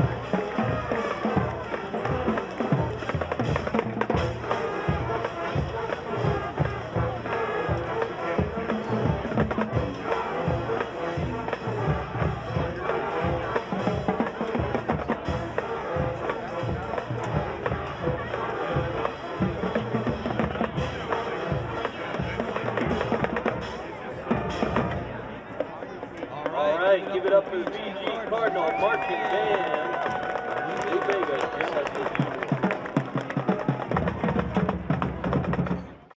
I think it's just vapor with flavor. It won't hurt my kid like cigarettes, right? Vaping is safer than smoking, isn't it? There's really not even that much nicotine in them, right? My kid? My kid Knows it's dangerous. Get your head out of the cloud. Today, nearly 8,000 kids will start vaping, maybe even yours. Learn about the dangers at talkaboutvaping.org. Hello, everybody, and welcome back to Stello Stadium in Nashua. John Collins along with Tom King. And Tom, worst case scenario almost for VG. They do have some points on the board. They got 16, but you look at the other column, Salem with 41 points. 41 points, How'd and we one get player here? has 213 yards. That would be Aiden McDonald, 213 yards and 5, count them, 5 touchdowns. 5 touchdowns. Of course, the Campbell family over here, Bernie and his son, they're longtime statisticians of Salem high school football, and they're going back in the record books to look up things because of what happened here in the first half. The 34 points, I guess the third most in Salem history in a quarter. So I mean, look, it's I'll have the tough task of having to talk to John Trisciani after the game, but Trish is pretty realistic, and he'll tell you that his team, I'm sure he'll tell you his team just did not play well. We just didn't come to play. Either that, or he'll just say, we were outmanned on one side and we didn't cover it right, or he'll have some explanations. He won't just. But the best explanation, they're just a better football team, John. At this point in the season, they're just a better team right now. It's hard to get around it. Yep. I mean, Guertin made their season by beating them earlier in the year, and Steve Abraham, talking to him after the game, I went over some of the quotes that I had from that game, and he said, after that game, he said, I think we came in here thinking we were going to roll over them, and that's understandable after what we did the week before. And he said it wasn't going to happen. Yeah. So there you go. And so what Salem's got to worry about now is the thing that you worry about if you're Salem up 41-16 here at halftime is you don't want anybody to get hurt, because it's certainly, barring a miracle, certainly looks as though you're going to, have to, Salem's going to go to Londonderry next week, and they're going to need everybody. So, then we'll see what happens. Halftime adjustments, not only in the locker room, but on our mics too. Hopefully we're coming across good here on Nashua TV. Our cameraman Tim O'Neill back upstairs here atop the Stello's press box. Tom King looking at all the scores, all of his options as he covers sports here in Nashua locally. Maybe you headed to Lebanon to cover Milford against Lebanon. Is that what's on the offering for you? If Milford is the last team standing in my coverage area. Local sports, yeah.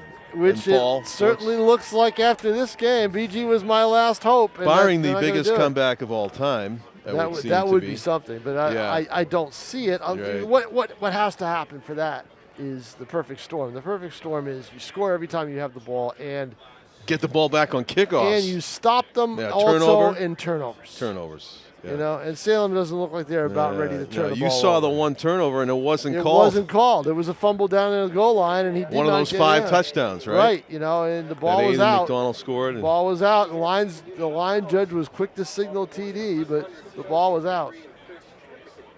But you know what? Guertin didn't go nuts about it. They thought it was their ball, but they didn't go nuts about it, and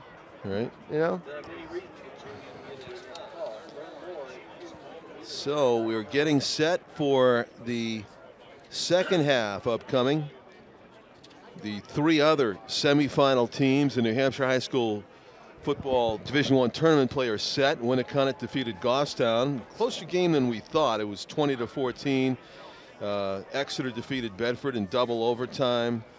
Pinkerton not able to really. And they lose 25-13 to Londonderry. Londonderry gets the job done. So the Londonderry will be hosting That's the winner tough of this game.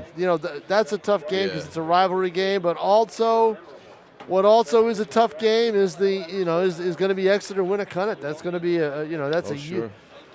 John, for Exeter Winnicott, and I'm not kidding here, they could have as many as 5,000 people for that game.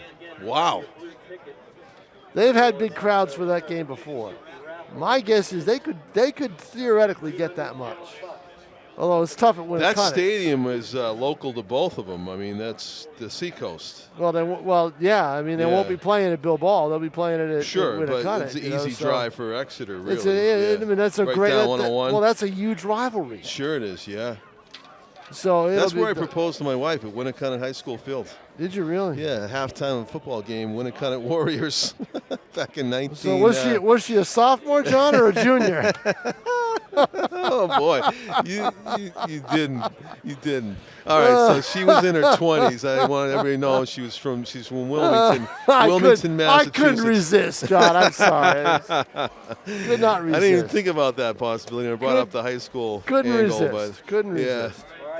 It was on radio. You left yourself open to it. I did. 1991 fall of. Winnicott always invests emotionally in their football team. It's a great show over there in the Winnicott High School. They have the stands, of course, but they also have a natural grass bowl in one of the end zones. You can watch the game from up on the hill if you want. And as Tom describes it, that whole venue is going to be packed. It'll be mobbed. It'll be mobbed, and it'll be mobbed. They'll probably play it Saturday at 1, I would imagine. Yep. And it'll be high school football heaven for those who really want to get into a game like that. That's right. So 41-16, Salem with an embarrassment of riches right now. Not only do they have a huge lead, but they're going to get the ball first here in the second half of play at Stello's Stadium. There's the onside kick, and it's a good bounce for BG. Let's see if they can get it. They appear to have recovered. Let's Yep, see. they do. They have. And they do. BG gets the turnover. The onside kick. Not a squib kick, a traditional onside kick. Barely went the 10 yards. And Salem, I got to say, kind of napping on that one. Yeah, I would have thought that they might have expected something like that, So a bold start to the second half. Credit Coach Triciani and his staff for designing up a. Yeah, well, I think it's fortunate maybe for BG there's no replay in high school football, but They got it right there. Did it go 10? they might have looked at it again if they could, but the officials didn't see any touch short of 10 yards. So Bellavance gets the first down carry and gets nothing. Nothing, yeah. Interior of the defensive line. Again, that man again, Mason Dudley, one of the interior defensive linemen. The theory with a kid like Bellavance is you give him the ball, let him deliver the mail, time after time, and he wears the opposition down, and eventually he breaks through and breaks one. That hasn't happened tonight. No, it hasn't. He started off pretty well, but Salem has been ready for it, and they are controlling the defensive line of scrimmage. 2nd and 10. One-step drop, fires to the right, complete to Szymanski. He's shouldered out of bounds after a gain of about 5. 3rd and maybe long 5, short 6. There'd be a lot more drama with that onside kick if they hadn't given up the touchdown late in the half, right? That's right. That would have been perfect. Yep. So it'll be 3rd down and about 6 here for the BG offense. Yeah, and my guess is Santos is going to run it. He's going to go to his left. Let's see if I'm right. The wide side of the field that would be. And it'll be he's gonna go up the middle. He faked the run to the left, and he gets the first down. Tackled just shy of the 35, so good play design there, yeah, Tom. They might have been thinking left side too. Right. The Salem defense, that is. Yep. So some misdirection produces a hole in the line with some good blocking, and BG with the best possible start, you would think, aside from a huge run on the first play from scrimmage. Yeah, best they couldn't have started the half any better. Now they need keep the ball out of the Salem offense's hands. But that doesn't work much anymore, and I'll tell you why in a second. Handoff. Bellavance skips his way through the line of scrimmage, and he's buried. A great hit there by Peter Bealey. It was a great hit and a good run by Charlie, but what Charlie needed to do was he needed to bounce that to the outside because there was nobody there. And instead he bounced it inside and got hit. But he still got a lot of yards. He's still got some decent yards. Tell you what, Peter Bealey, number 5, Salem, he's a textbook tackler. Yeah. Saw him lay a hit on Santos. Now he did it on Bellavance on that carry. Well done. And it's 2nd and long. Straight dropped over the middle. It is deflected and incomplete, luckily for BG. Szymanski, the intended receiver, fronted by Salem's coverage and what you're looking at, John, is you're looking at receivers who are standing still and they're in space, standing still, and defenders, okay, we throw that way, we're going to be there to cover. I don't know, there was time for a double move there, but he had gotten behind the defense completely.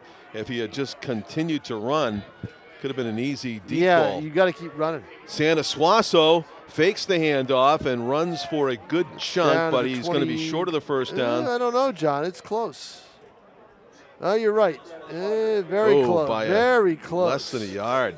4th down. Down to the 26-yard line. And here's where you're at a disadvantage in the shotgun. This is a good quarterback sneak situation, but they're in the. We've seen them keep the ball and go right up the middle. I'll talk about that in a second too. Let's see what they call here. This is a key 4th down. They got the ball at the opening kick on an onside. Have no choice here. Have to get that first down. 4th and a foot, and he puts the shoulder down, and it's going to be depending on the spot. Oh, I don't think he got it. I don't even think he was close. I don't think he was close. I think Salem stopped him. Turnover on downs by the spot. Oh, yeah, Salem defense stops it. Maybe too much of a predictable play there for BG. I asked John Triciani last week because they were down at the 1-yard line against Wyndham. And they were having trouble because they couldn't do the center snap quarterback sneak. Did they stay in the shotgun? They had to line up back. And I said, do you have a way of working it close to center as well? It's what teams. Handoff. Ehlers hit near the line of scrimmage, drags the tackler for a yard or two. Bottom line is they hadn't worked at it much, so they weren't going to go to it. That's a huge gain. I'm sorry, I misstated the line of scrimmage. I was looking at the 30. Line of scrimmage is back close to the 25, so that's a huge gain on first down. It's going to be 2nd and 1, 9-yard gain for Ehlers. Wow, he get right through there. Yeah, they've been doing all night. Noah Mustafa, the quarterback for Salem. It's basically duty is to hand the ball off. Timeout, Salem? Yeah, early timeout here in the second half. The Blue Devils had some confusion about what they wanted to run on 2nd and 1. I don't think they really are worried about saving timeouts. May have been a personnel issue, and somebody who was in the game that shouldn't have been in the game for that play or whatever. Missed, Tom. Opportunity missed. Yep. For BG. Oh, clearly. Hurts. Clearly, and it's.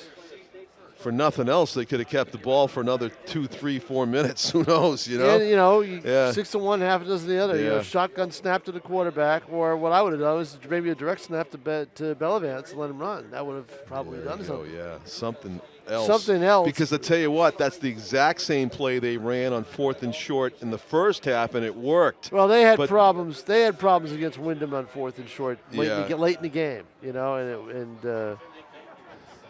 And they were inside the they were down near the goal line and couldn't do that quarterback sneak, and then they had a procedure call to put them back at the 6. Right. I tell you, in this game, the interior defensive line for Salem's been a strength. They've got 3 guys. Salem's defensive line is really the story in my mind of the game. Jackson Daly and Gigante. Yep, they've really done a job. Those 3 guys especially. Here's a handoff up the middle and just pulling everybody like a dog sled. So that's 3rd and 1. They weren't midfield. They weren't taking any. They weren't going to get stood up there like the way that BG did on 4th and 1. David Jake had that carry. 1st and 10 at the Salem 49-yard line. Their first possession here of the second half. After the opening kick, a onside kick that was successful by BG. They took possession but got stopped on downs. And a counter to the right, a big gain of about 6 on first down for Salem. You're going to see some other players carrying the ball now. Justice Casado. Yep. You're going to see some. You're going to see some different players carrying the football because they don't need McDonald right now. They're up 41-16. Yeah, and there's always a risk of injury too. Yeah, that's just it. The only He's had his sprints for the night though, hasn't he? No kidding. Over 200 yards rushing in the first half, 5 touchdowns. 4 for him. In motion, the handoff up the middle. And Jakes spun around and the ball gets ripped loose and it's recovered by Baker. Yep. Great defensive play by the Cardinals. Their second turnover of the second half. Good hustle after the play. We talked about how they run away from Baker all the time, but he didn't give up on the play. He followed it. And I'm not sure. Let's see who ripped it out. Did we find that? Korkalakos ripped it out. What a play. So Jakes. So, that's what they needed. We're watching the in-house replay here, and right there, you determined play by Korkalakos to rip that ball out, and wasn't like Jakes was handling it sloppily. A much bigger play had they put up the points there. Oh, right? Twice, yeah. Handoff up the middle. Bellavance gets, let's call it 3. 2nd and 7. The bright side for Guertin is you're going to see some of these same names again next year. Right. So.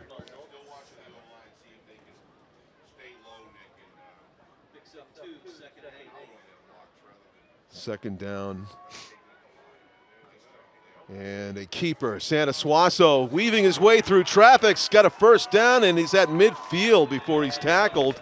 Well-designed play by the Cardinals. That's what we're used to seeing Matt Santa Suaso do during the course of a season, Yep. So. Actually at the 49 of Salem, 20-yard carry. 6:55 to go in the third quarter. And no scoring yet in this quarter after a remarkable 57 points were scored in the first half. We are halfway through the third. And a keeper again, Santa Suaso faking the handoff to number He gets 3 down for about the, he gets BG. only a couple. Gets, Chimalecki was in motion in front of him. yep, gets a yard, that's it, half a yard. It's funny how Salem just knows that that fake isn't going to. Well, I mean, He's not actually giving the only people that carry are Santa Suaso and Belleville. yeah, you got a season's worth of film to look at. Exactly. And know exactly what they're doing. It struck me that if he had given the ball to Chimalecki, there was nobody really concerned about him on the far side. Right. You know, maybe. Exactly. Oh yeah, no doubt about it. And there's the fake handoff And he again, slipped. and He slipped, and he's hit in the backfield. Tackle for loss on the play. It'll be third down and about 12.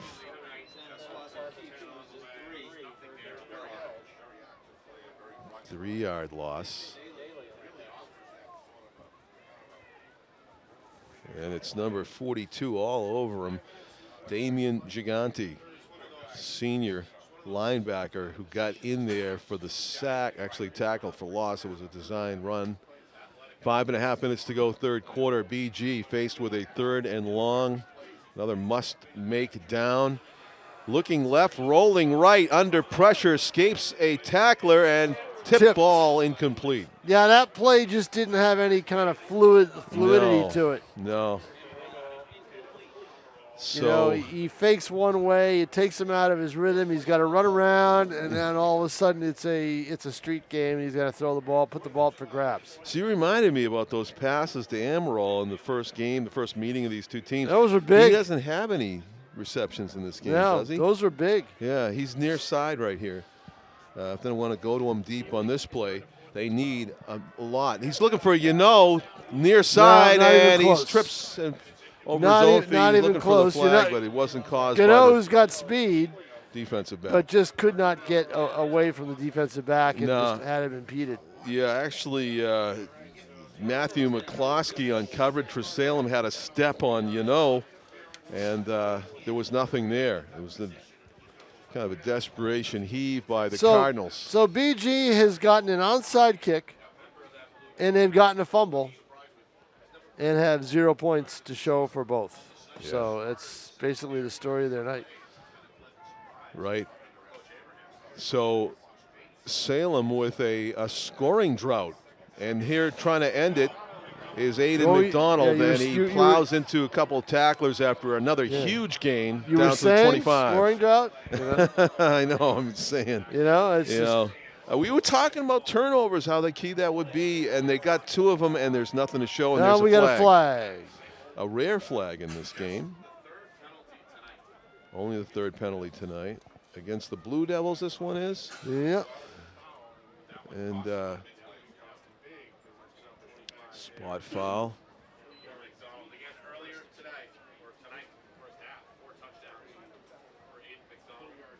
Santa Suaso made that tackle on Aiden McDonald. So let's see what the original line of scrimmage was. Yeah, that one was in the backfield, I think. Yeah, it was, because the flag was thrown at the 47. Yeah, so that's an indication where you're happy it's a spot foul if you're the defense in that situation. Way back, instead of 15, it's like 20. There's a quick hit as he's thrown wide open. It's complete. Down the field is Gigante, and he's shouldered out of bounds. Yeah, Santa Suaso ran him down. But again, who's going to think Salem's going to throw up 41-16? No, the element of surprise was huge right there. So Gigante, who has been a force on defense, gets a pass play thrown his way, and a huge gain. Ball was at the 37-yard line. We thought that might be tough to Salem to get. Running the ball, they just throw it, and they get it that way. A nice connection. Wide open, running free down the field, Gigante, and I got to say, Mustafa put it right on him. There's the handoff, and following his block into the end zone, Aiden McDonald has another Blue Devil touchdown. It's a 47-16 game. So Salem threatening to turn this into a running time game. 4 more points away. Going for the extra point here, Joshua Brady, to make it 48-16. There's no real analysis to give here, John. It's just watching a good player run the football. That's all it is. And they're blowing them off the ball. A lot of holes. It's just total domination on Salem's part. Total domination. Yeah.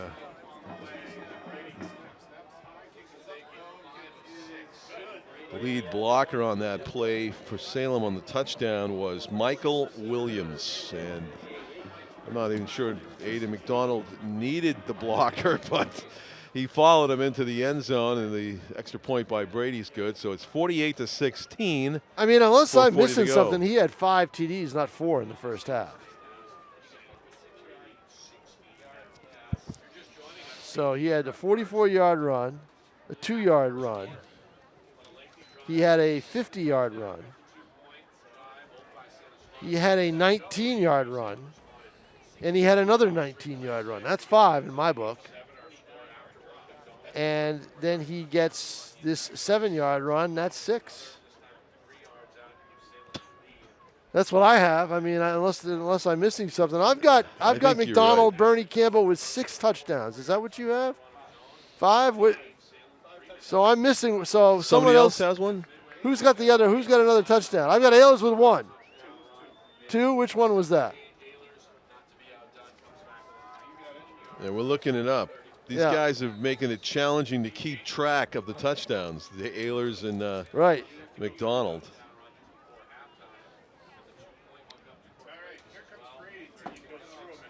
Joshua Brady on the kickoff for Salem. The 40-yard line. Low end over end. It's fielded by following his blocks. Yeah. Oh, that's down the sideline and showing off that speed. He is gone. Speed. Yep. Gone. Runs by everybody, and Tom, I think he might be a step faster than McDonald. I told you. I mean, he's got speed. Or Ehlers. He's got speed. There's no question about how. Where did he get the ball?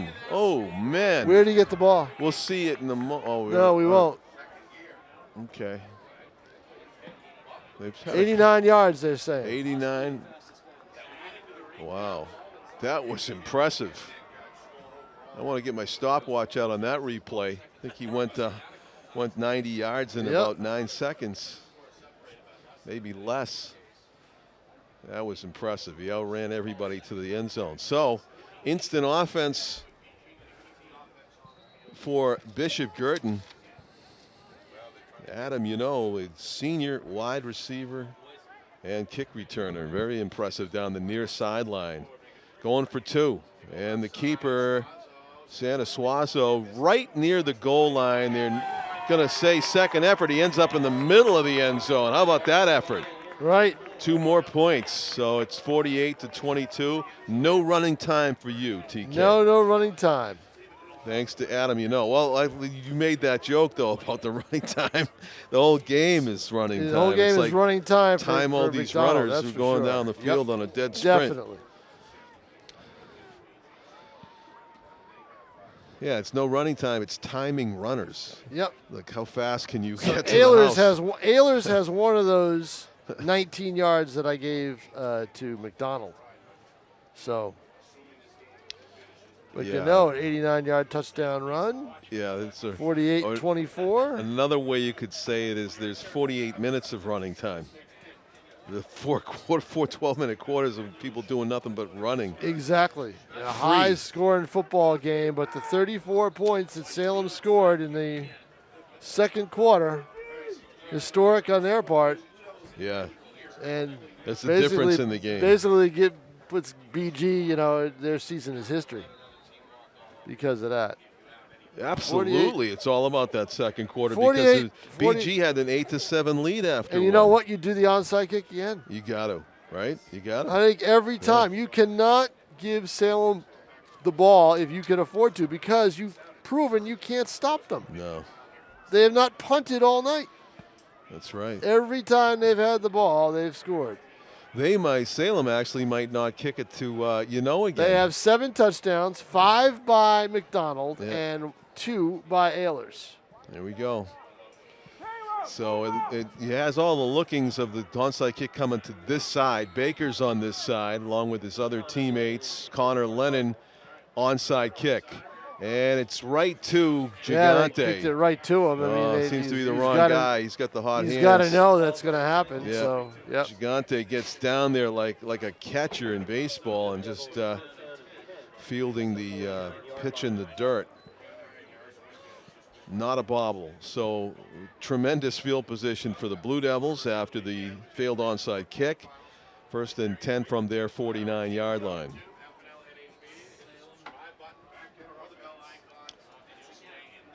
Silver lining, Tom, this game will not end on penalty kicks. No, boy, I tell you, that was something else last night. After 100 minutes. Yeah, the other silver. There's was that double handoff? Yeah, double counter. Yep. Oh, boy. And McDonald gave it to Thomas Ehlers. And a Guertin player's down. Not good. So we'll have an injury timeout on the field. Korkalakis pounding the turf, holding his midsection. And up he goes. Up and walking off. We'll see what it is. But they're holding the arm. Oh, now he's moving it. Well, you know what? That was the one he was pounding the turf with. Yep, so. now he's moving it, so they're giving him some stretching drills and everything else, and he's okay, and the trainer leaves him alone, and that's it. Well, good. It didn't look good for a second. Now it's okay, it seems like. Good news. 1st and 10 for Salem at the 41-yard line of BG. Handoff up the middle. Jake spun around, but still on his feet, and just too much yards after contact there. They are just all over them, aren't they? Yeah. It's unbelievable. Oh, there's a flag right in the middle of everything. Well, we'll see what it is. Could be a hold, could be a face mask. We'll see what the call is.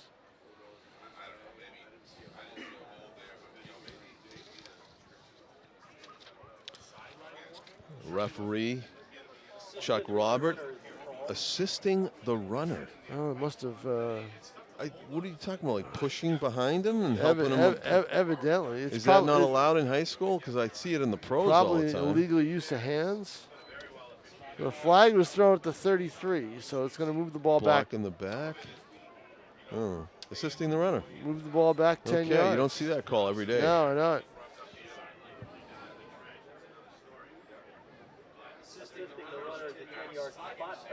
10-yard spot foul. Back to the 43. Yeah, that's a. Well, I was going to say big call, but it seems like no penalties phase the Salem offense. We saw them go first and about 25 to the house, and then that's a double handoff, and Ehlers is caught in the backfield and dropped for a loss. And I think that's the freshman again. Is that? Oh, 68. 68 that time. Excellent job by Rocco Geraci. And Geraci. Geraci? Geraci. Thank you. Geraci is how you pronounce Rocco. it. Yeah. Geracer. That's great. Rocco, great play. And it's going to be second down. Unfortunately, he can't gerace a 24-point deficit. Baker ushers Aiden McDonald out of bounds. That's good to see that Baker got involved in a wide play, and they put him on the other side, Tom. Yeah, how about that? Got to move him around. He's over there in the face of the. In my mind, it's a much different outcome on that run. In my mind, it was just too predictable at that point. Where's he lining up? I mean, I guess moving him to middle linebacker is too much, but he's on the other side. Is he? Or is it on the near side now? Oh, he's back on this side. So they run that way, and McDonald is going to be dragged down after a first down carry. So 3rd and 9, and he gets about 12. Something else, huh? More. Yeah. He's going to have a 300-yard gain before this is over. Well, I've seen 300-yard games before in high school. Saw a kid for Hollis Brookline run for 364 yards last year on the second game of the year against Milford on a Friday night.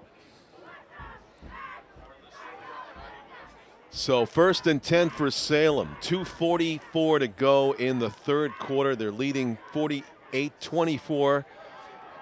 And plowing for it, Jakes.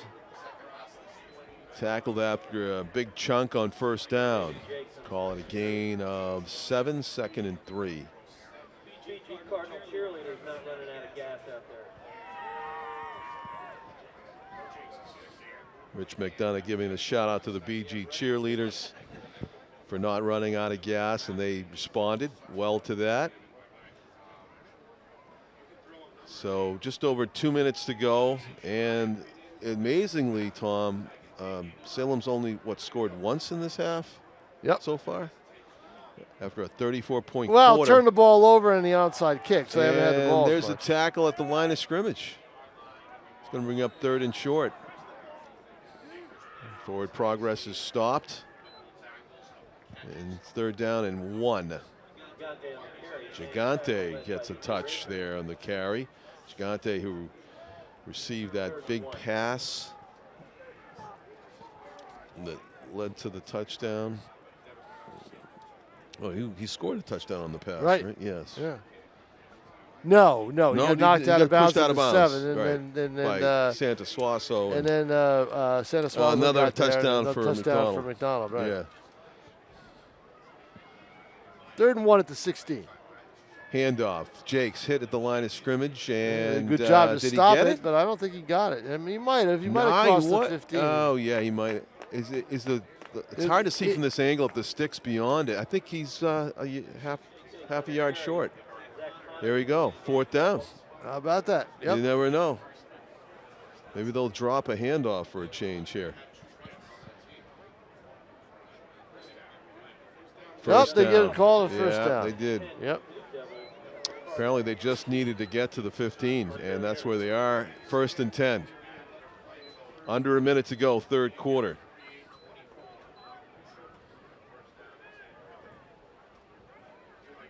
So it was 41-16.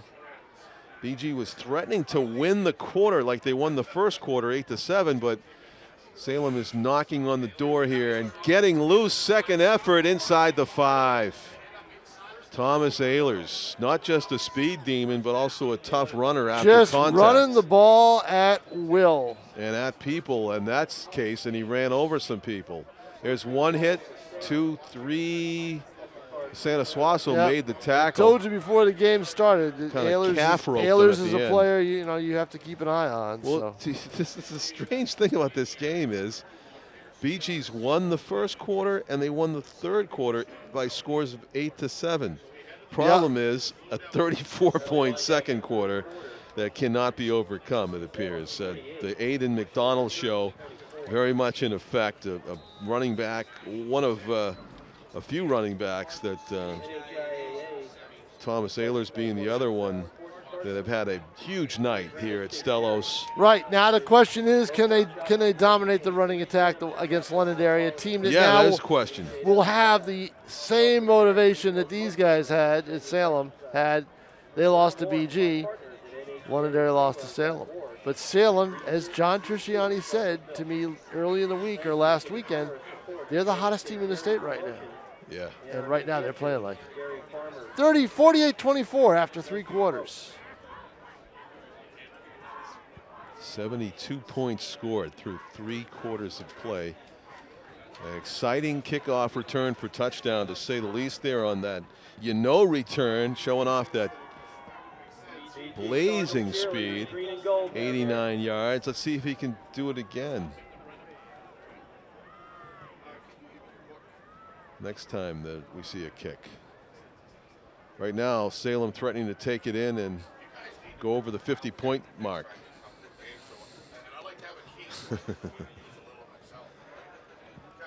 First and 4 on the 4.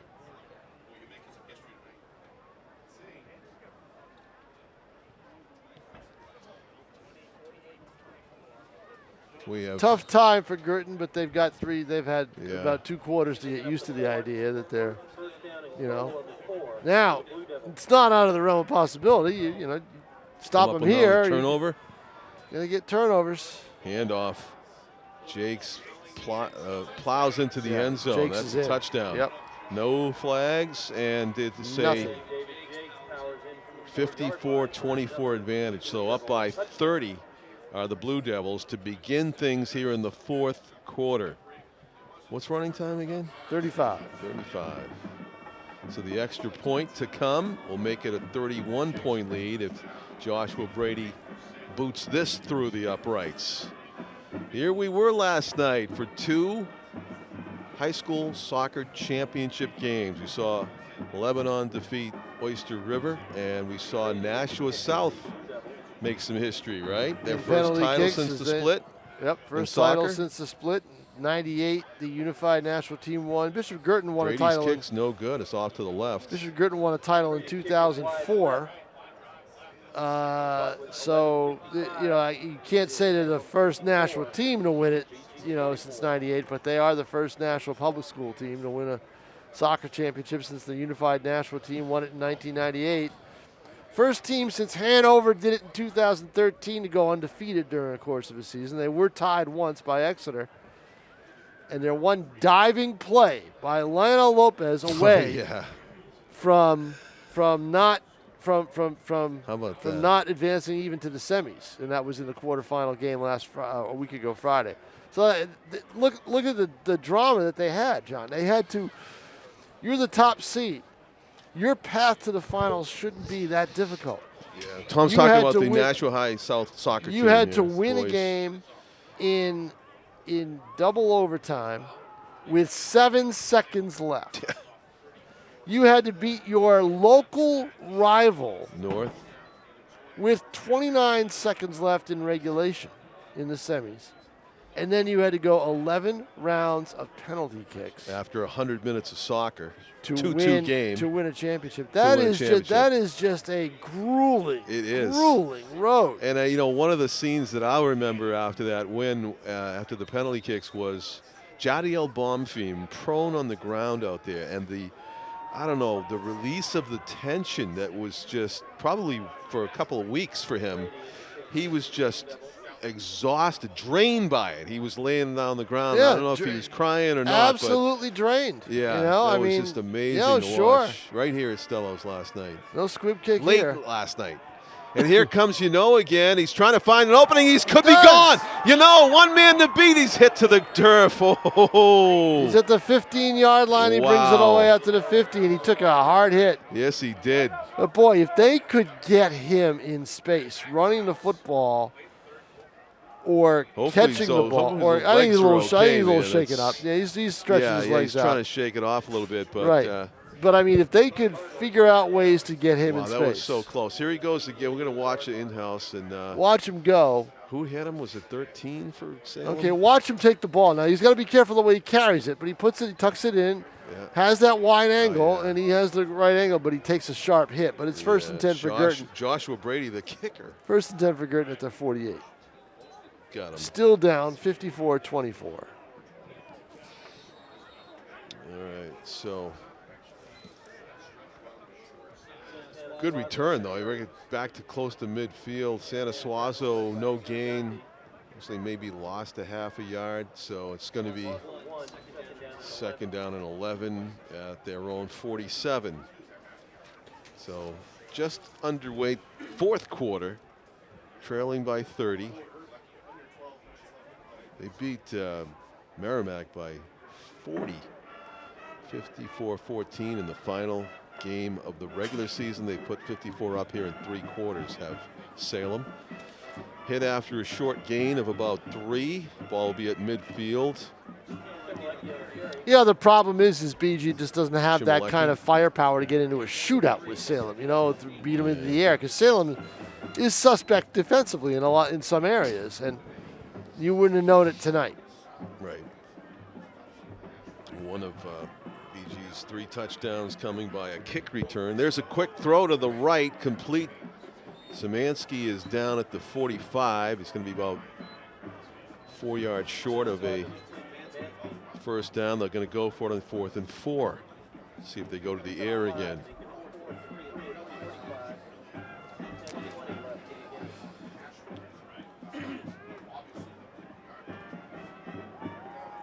Game is 2 hours and 15 minutes old.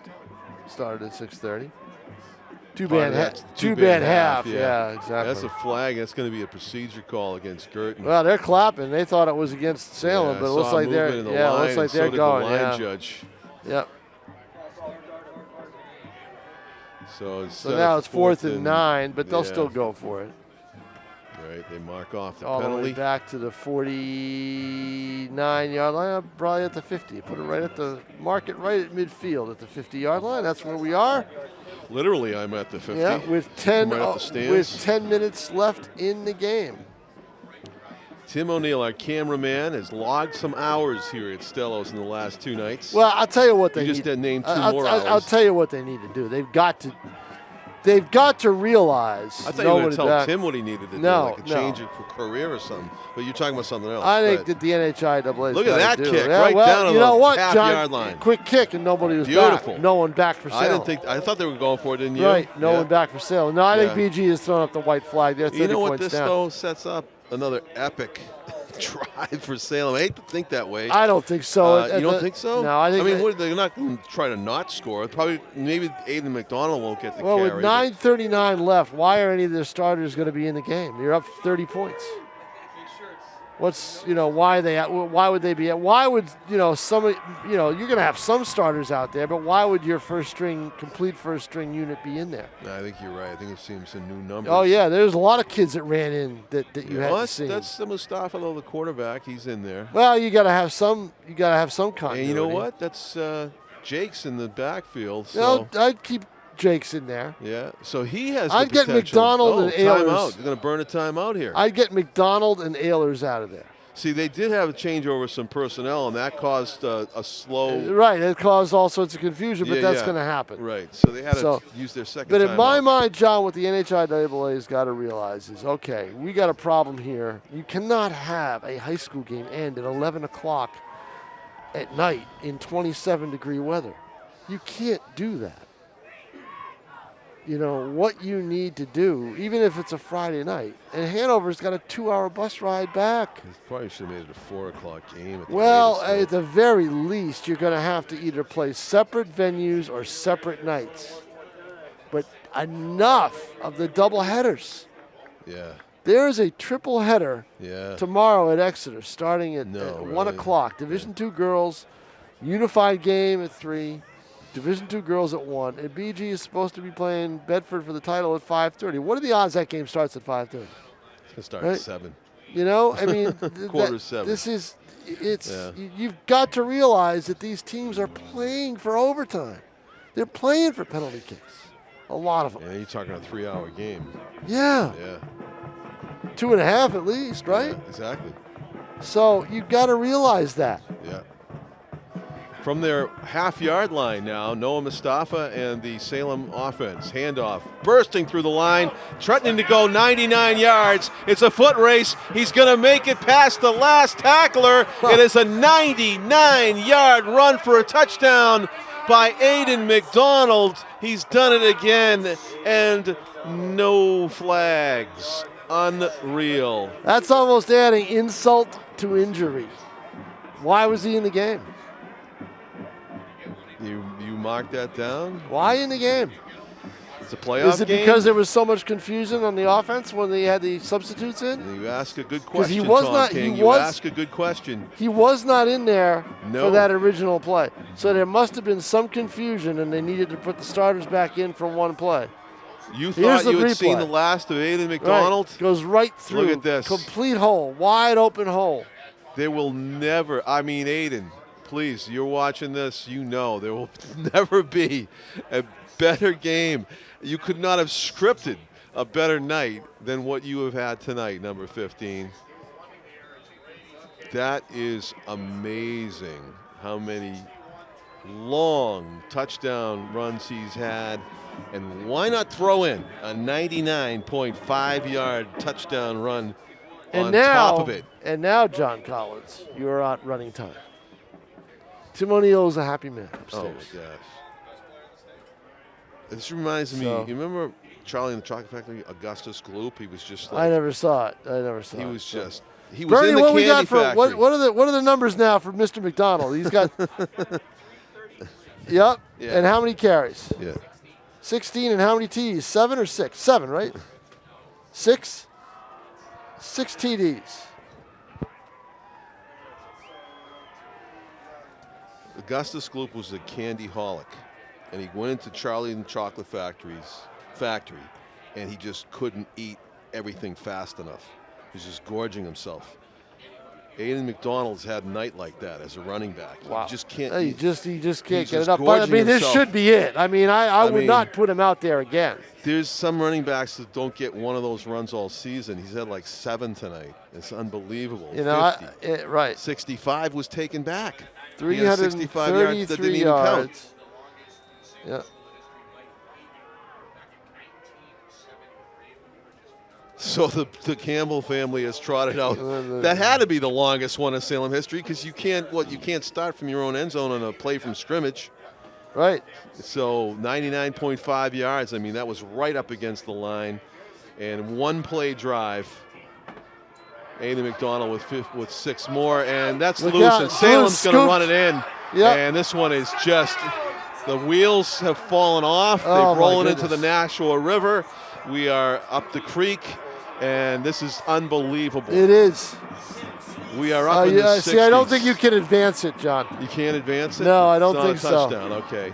The scoop and score that you see in the NFL You can't do that on in high the school red football. zone, that doesn't happen in high school football, so we'll have to spot it. And we're going to hand it off to 15 again? No, I don't think 15 Okay. should fit. Well, let's see if you he's never out know. there. I'm not ruling anything out here.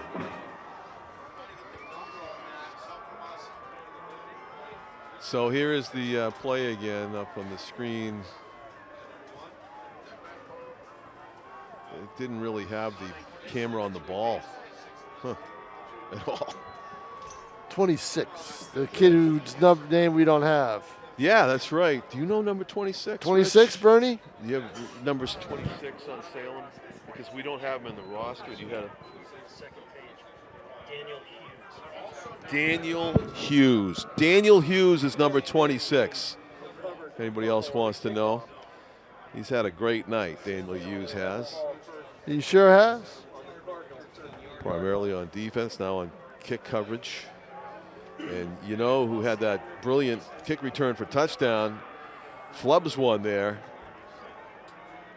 And Salem with a 61-24 lead, trying to make it close to 70 here. There's a tackle in the backfield, flung to the turf. Good tackle there by BG in the backfield. Plumlee, And the quarterback B for team Salem. is in right now. Finally. Yeah. Tackle made by number 68 for the Cardinals, Rocco Girassi. Boy, 61-24. Now the Cardinals know how Nashua South felt on opening night.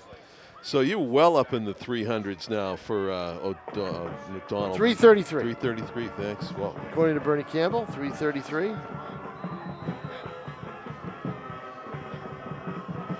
so tackle made in the backfield again.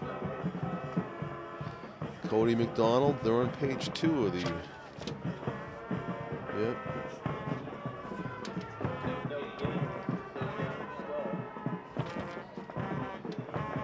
Always Brody got to check the back. Brother Aiden McDonald is the brother of the star running back, I guess. I take it. Yeah. See what year he is. Brody is a sophomore, 2 years behind Aiden. And about 333 yards behind Aiden. Yeah, no kidding. I know. Right now, as we all are. We're all about 300 yards behind him. Tacklers were also. Here's the attempted handoff and holding on to it. Going around the corner. Backup quarterback Plumlee for Salem.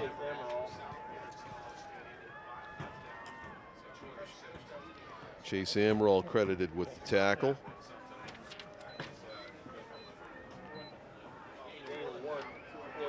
Fourth down and 11. So Salem's B team in there, facing a tough conversion here, 4th and 11. Nolan Lumley, sophomore quarterback number 10, calls the play in the huddle. Let's see what Salem does here. Probably B team's hamstrung, and that the coaches probably won't let him throw it. Oh, they may be. There's a rollout. Lumley's got some room over there. Takes a hit inside the 10. Needed to get to about the 4, though. But won't get there, and BG Turn over on downs. BG will take over on downs, and the Cardinals should probably put their B team in as well. As the clock is ticking, it's going to be running time. There will be no. You do not set the clock to move the change. You just keep the clock going. So, although we have, do I see some laundry on the field? I believe I do. Yeah. They're keeping the clock going, though. Was that the ball on the field? Is it the ball? It's the ball. Okay, all right. They wanted a replacement ball. That's what they were waiting for. That's what they're waiting for, yeah. But they're letting the clock run down. They would normally call timeout for that, but they're not doing that now. So under 6 minutes to go now. And so Salem will be moving on to play Londonderry next week at 1 o'clock. Yeah, and that'll be a very interesting matchup. And John Collins, this will be our last game of the fall season. Okay.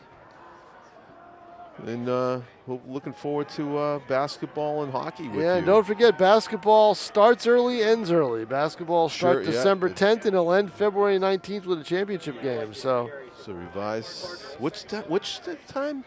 February 19th is the date of the championship game. I like the fact it's not in March. I don't. I think March. Because, it interferes with our trips to Florida. Yeah, March is when your trip to Florida. You go every tournament time. Yeah, I hate that. I miss that, though, sometimes. The March Bishop Guertin Girls Basketball Championship season. There's a handoff to number 3 for BG, and that is Ethan Chimalecki getting a carry. Flag down right around where he accepted the handoff in the backfield. A little bit of it's been known for a while because it happened. BG lost that game to Bedford last March, right in the title game. So March was not a good month for the Cardinals, for the girls basketball program, because late in March, in the first, I guess it was an AAU or whatever off-season program, whatever off-season league that she plays in, Megan Stack tore her ACL. The tall Awful. Group. So she's out for most of this season. Awful. Maybe. Senior season? No, she'll be a junior this year. Okay. So she was a sophomore last year. Yeah. So. That is a tough It's a tough one. Yep. Yeah. So she'll be out for a good maybe 3/4 of the season, maybe even more. Depends on how the knee responds. Time continues to roll. 2nd and 8. Handoff. No, it's a keeper. Keeper by Santa Suazo. Santa Suazo's going to go outside to the left, tackle at about the 20-yard line. Is there a flag out there? Evidently, it might be on a tackle. Face mask, something like that? Tackle. Don't forget, you got second units in there. They're not used to being out there. Oh, it was a horse collar. Yep. So flag comes out. He got 12 yards on the carry, and then they'll tack on, I think, 15, I think. Well, it depends on the severity of it. They'll make that decision. So they might. It's at least the 30, if not the 35. Yeah, they're going to trot it out to the 35. 15 yards. It's going to go out to the 35-yard line. Right. So are we going to do any college hockey games at Conway? You have to talk. What are you looking at me for? You got to talk. Because you went over there. You got to talk. I went over there for the Telegraph. Because you're the one who tells us whether it's a no. You national TV caliber. Talk to the producer. He's the man in charge. He takes your recommendations. No, it's up to him. He does. Yeah, he knows. He knows about them. You cover the games. You know, like it's going to be good TV, and he listens to you. They lost to UMass Dartmouth last night 4-0 at Conway, but they also we got need goals. We're going to be on national TV. They also got a 5-4 win a couple days earlier, so they're playing pretty well. They're not bad. They're 2-2 right now. The men. I'd like to do it. Yep. 1st and 10. BG's got a lot of the first unit guys still out there. You talk to the. Okay. You talk to the man. I will. just down the road from where we are here at Stello's. Because we don't have we don't have distance. we don't have the luxury of also Riv basketball too. So I mean, Riv basketball, yep. We don't have the luxury of Thank you. counting on the Riv DW games anymore because those games are not being played. So because there's no DW, so if you want to do a Riv game, got to pick out. It's been a while. Pick out a few that we could do. Okay. I know the volleyball team is going to be in the NCAAs. Volleyball's too dangerous. I get cuts and stuff. You get cuts and all that. Look at this run. It's good run up the middle. I blocked a ball, a really hard serve from hitting one of our microphones one day, and it just I got my finger caught in between. Way the back volleyball in 2010. How do you have that kind of memory? I just remember. Unbelievable. You remember blood? And yeah, as well blood. as stats? The trainer had to come over and wrap up your finger. And I remember I surprised you with it, and you jumped up and away. Yeah. Oh yeah. No doubt about it. Sign up for a war zone. Right. And making his way through the line of scrimmage, Ethan Chmielewski, as he carries it. We hit the 3-minute mark of running time left to play in BG's season, and for the most part, not too bad. They made it to the playoffs, which was always in doubt here in the West Division. No, I mean a good year for Guertin, but this leaves a sour taste. Got to leave a sour taste in there. Especially since they beat Salem earlier in the season. Yeah. But, and then to be just pounded like this on their home field. And Chmielewski running loose, still on his feet, cuts it back to the inside, and he's got down inside the 50. Well, like we said, John Trisciani said, he knew it wasn't going to be a 17-14 game. So he's right. Right. But I don't think he thought it would be 61-24. I mean, he knew exactly, they knew exactly what kind of a player Aiden McDonald was, but I don't think they thought he'd go for 333 yards in this game. And he did. Holding it, Santa Suaso up the middle, not touched, into the end zone. Touchdown. So 14-yard run for Santa Suaso. Maybe not a full complement of starters out there for Salem, but it is 6 points, and BG gets to the 30-point mark in a game. And see, this is what I don't agree with the football running time, is they stop the clock after a score. Why? In hockey, they don't stop the clock at all unless somebody gets hurt for their running time. Don't stop it. Yeah, I don't know what's the point? logic behind that was when they thought up running time. Yeah, don't understand what the rule is. Why it is that way. The clock should still be going. Yeah, I think the only thing it should stop. 100 yards rushing. Injury. 103 for him rushing. Okay. Yeah, my stats are really unofficial. It's Bernie Campbell from Salem. Thank you very much, Bernie. He's been doing Salem stats football are since his middle 80s. name. Believe me, he knows them all. So right. Yeah, he's going to be making some historical comparisons. Well, we already know that we've seen the longest touchdown run in Salem high school football history tonight. Well, here's the other thing too, Bernie. They've played as many games at Stellos this year as they played at home. Correct? You played 5 at home? Oh, okay. I thought you only played 4. You played 5 at home and 4 here. Wow. There's your season. There's your season. That's the only road place you played, right? Right. Cancel the Albert Cancel the Albert game. So this is the only road place. So it's their home away from home. Home away from home advantage. How about that, huh? And the clock is still stopped as we go to unbelievable. The kick. That's just foolish, ridiculous rule. 31. Ridiculous rule. Your running time is running time for a reason, to prevent injuries and get these kids off the field when it's a blowout. And you score and the clock stops. It defeats the purpose. Right. Extends the game. Yep. Extends the number of plays. Kickoff, end over end. We see BG kick it deep. And cover it. Tackle out of bounds inside the 25. Yep. Good tackle over there. Cody Szymanski. So that will do it. John Collins, I am going to make my way down to the field. It's been a pleasure all fall. Even Yes, when it has. even when you weren't here, it was a pleasure. Yep. So, I just came up with that too, by the way. So See you at the rink, at the court. Yep, exactly. Around town. Remember, Pete Johnson, executive producer. Yeah, You want to exactly. do a hockey game, you let him know. Okay. All right, and let me We'll know. do. And he'll let me you know. And we'll keep you in the loop. yeah, exactly. All right. Thank you, Tom King.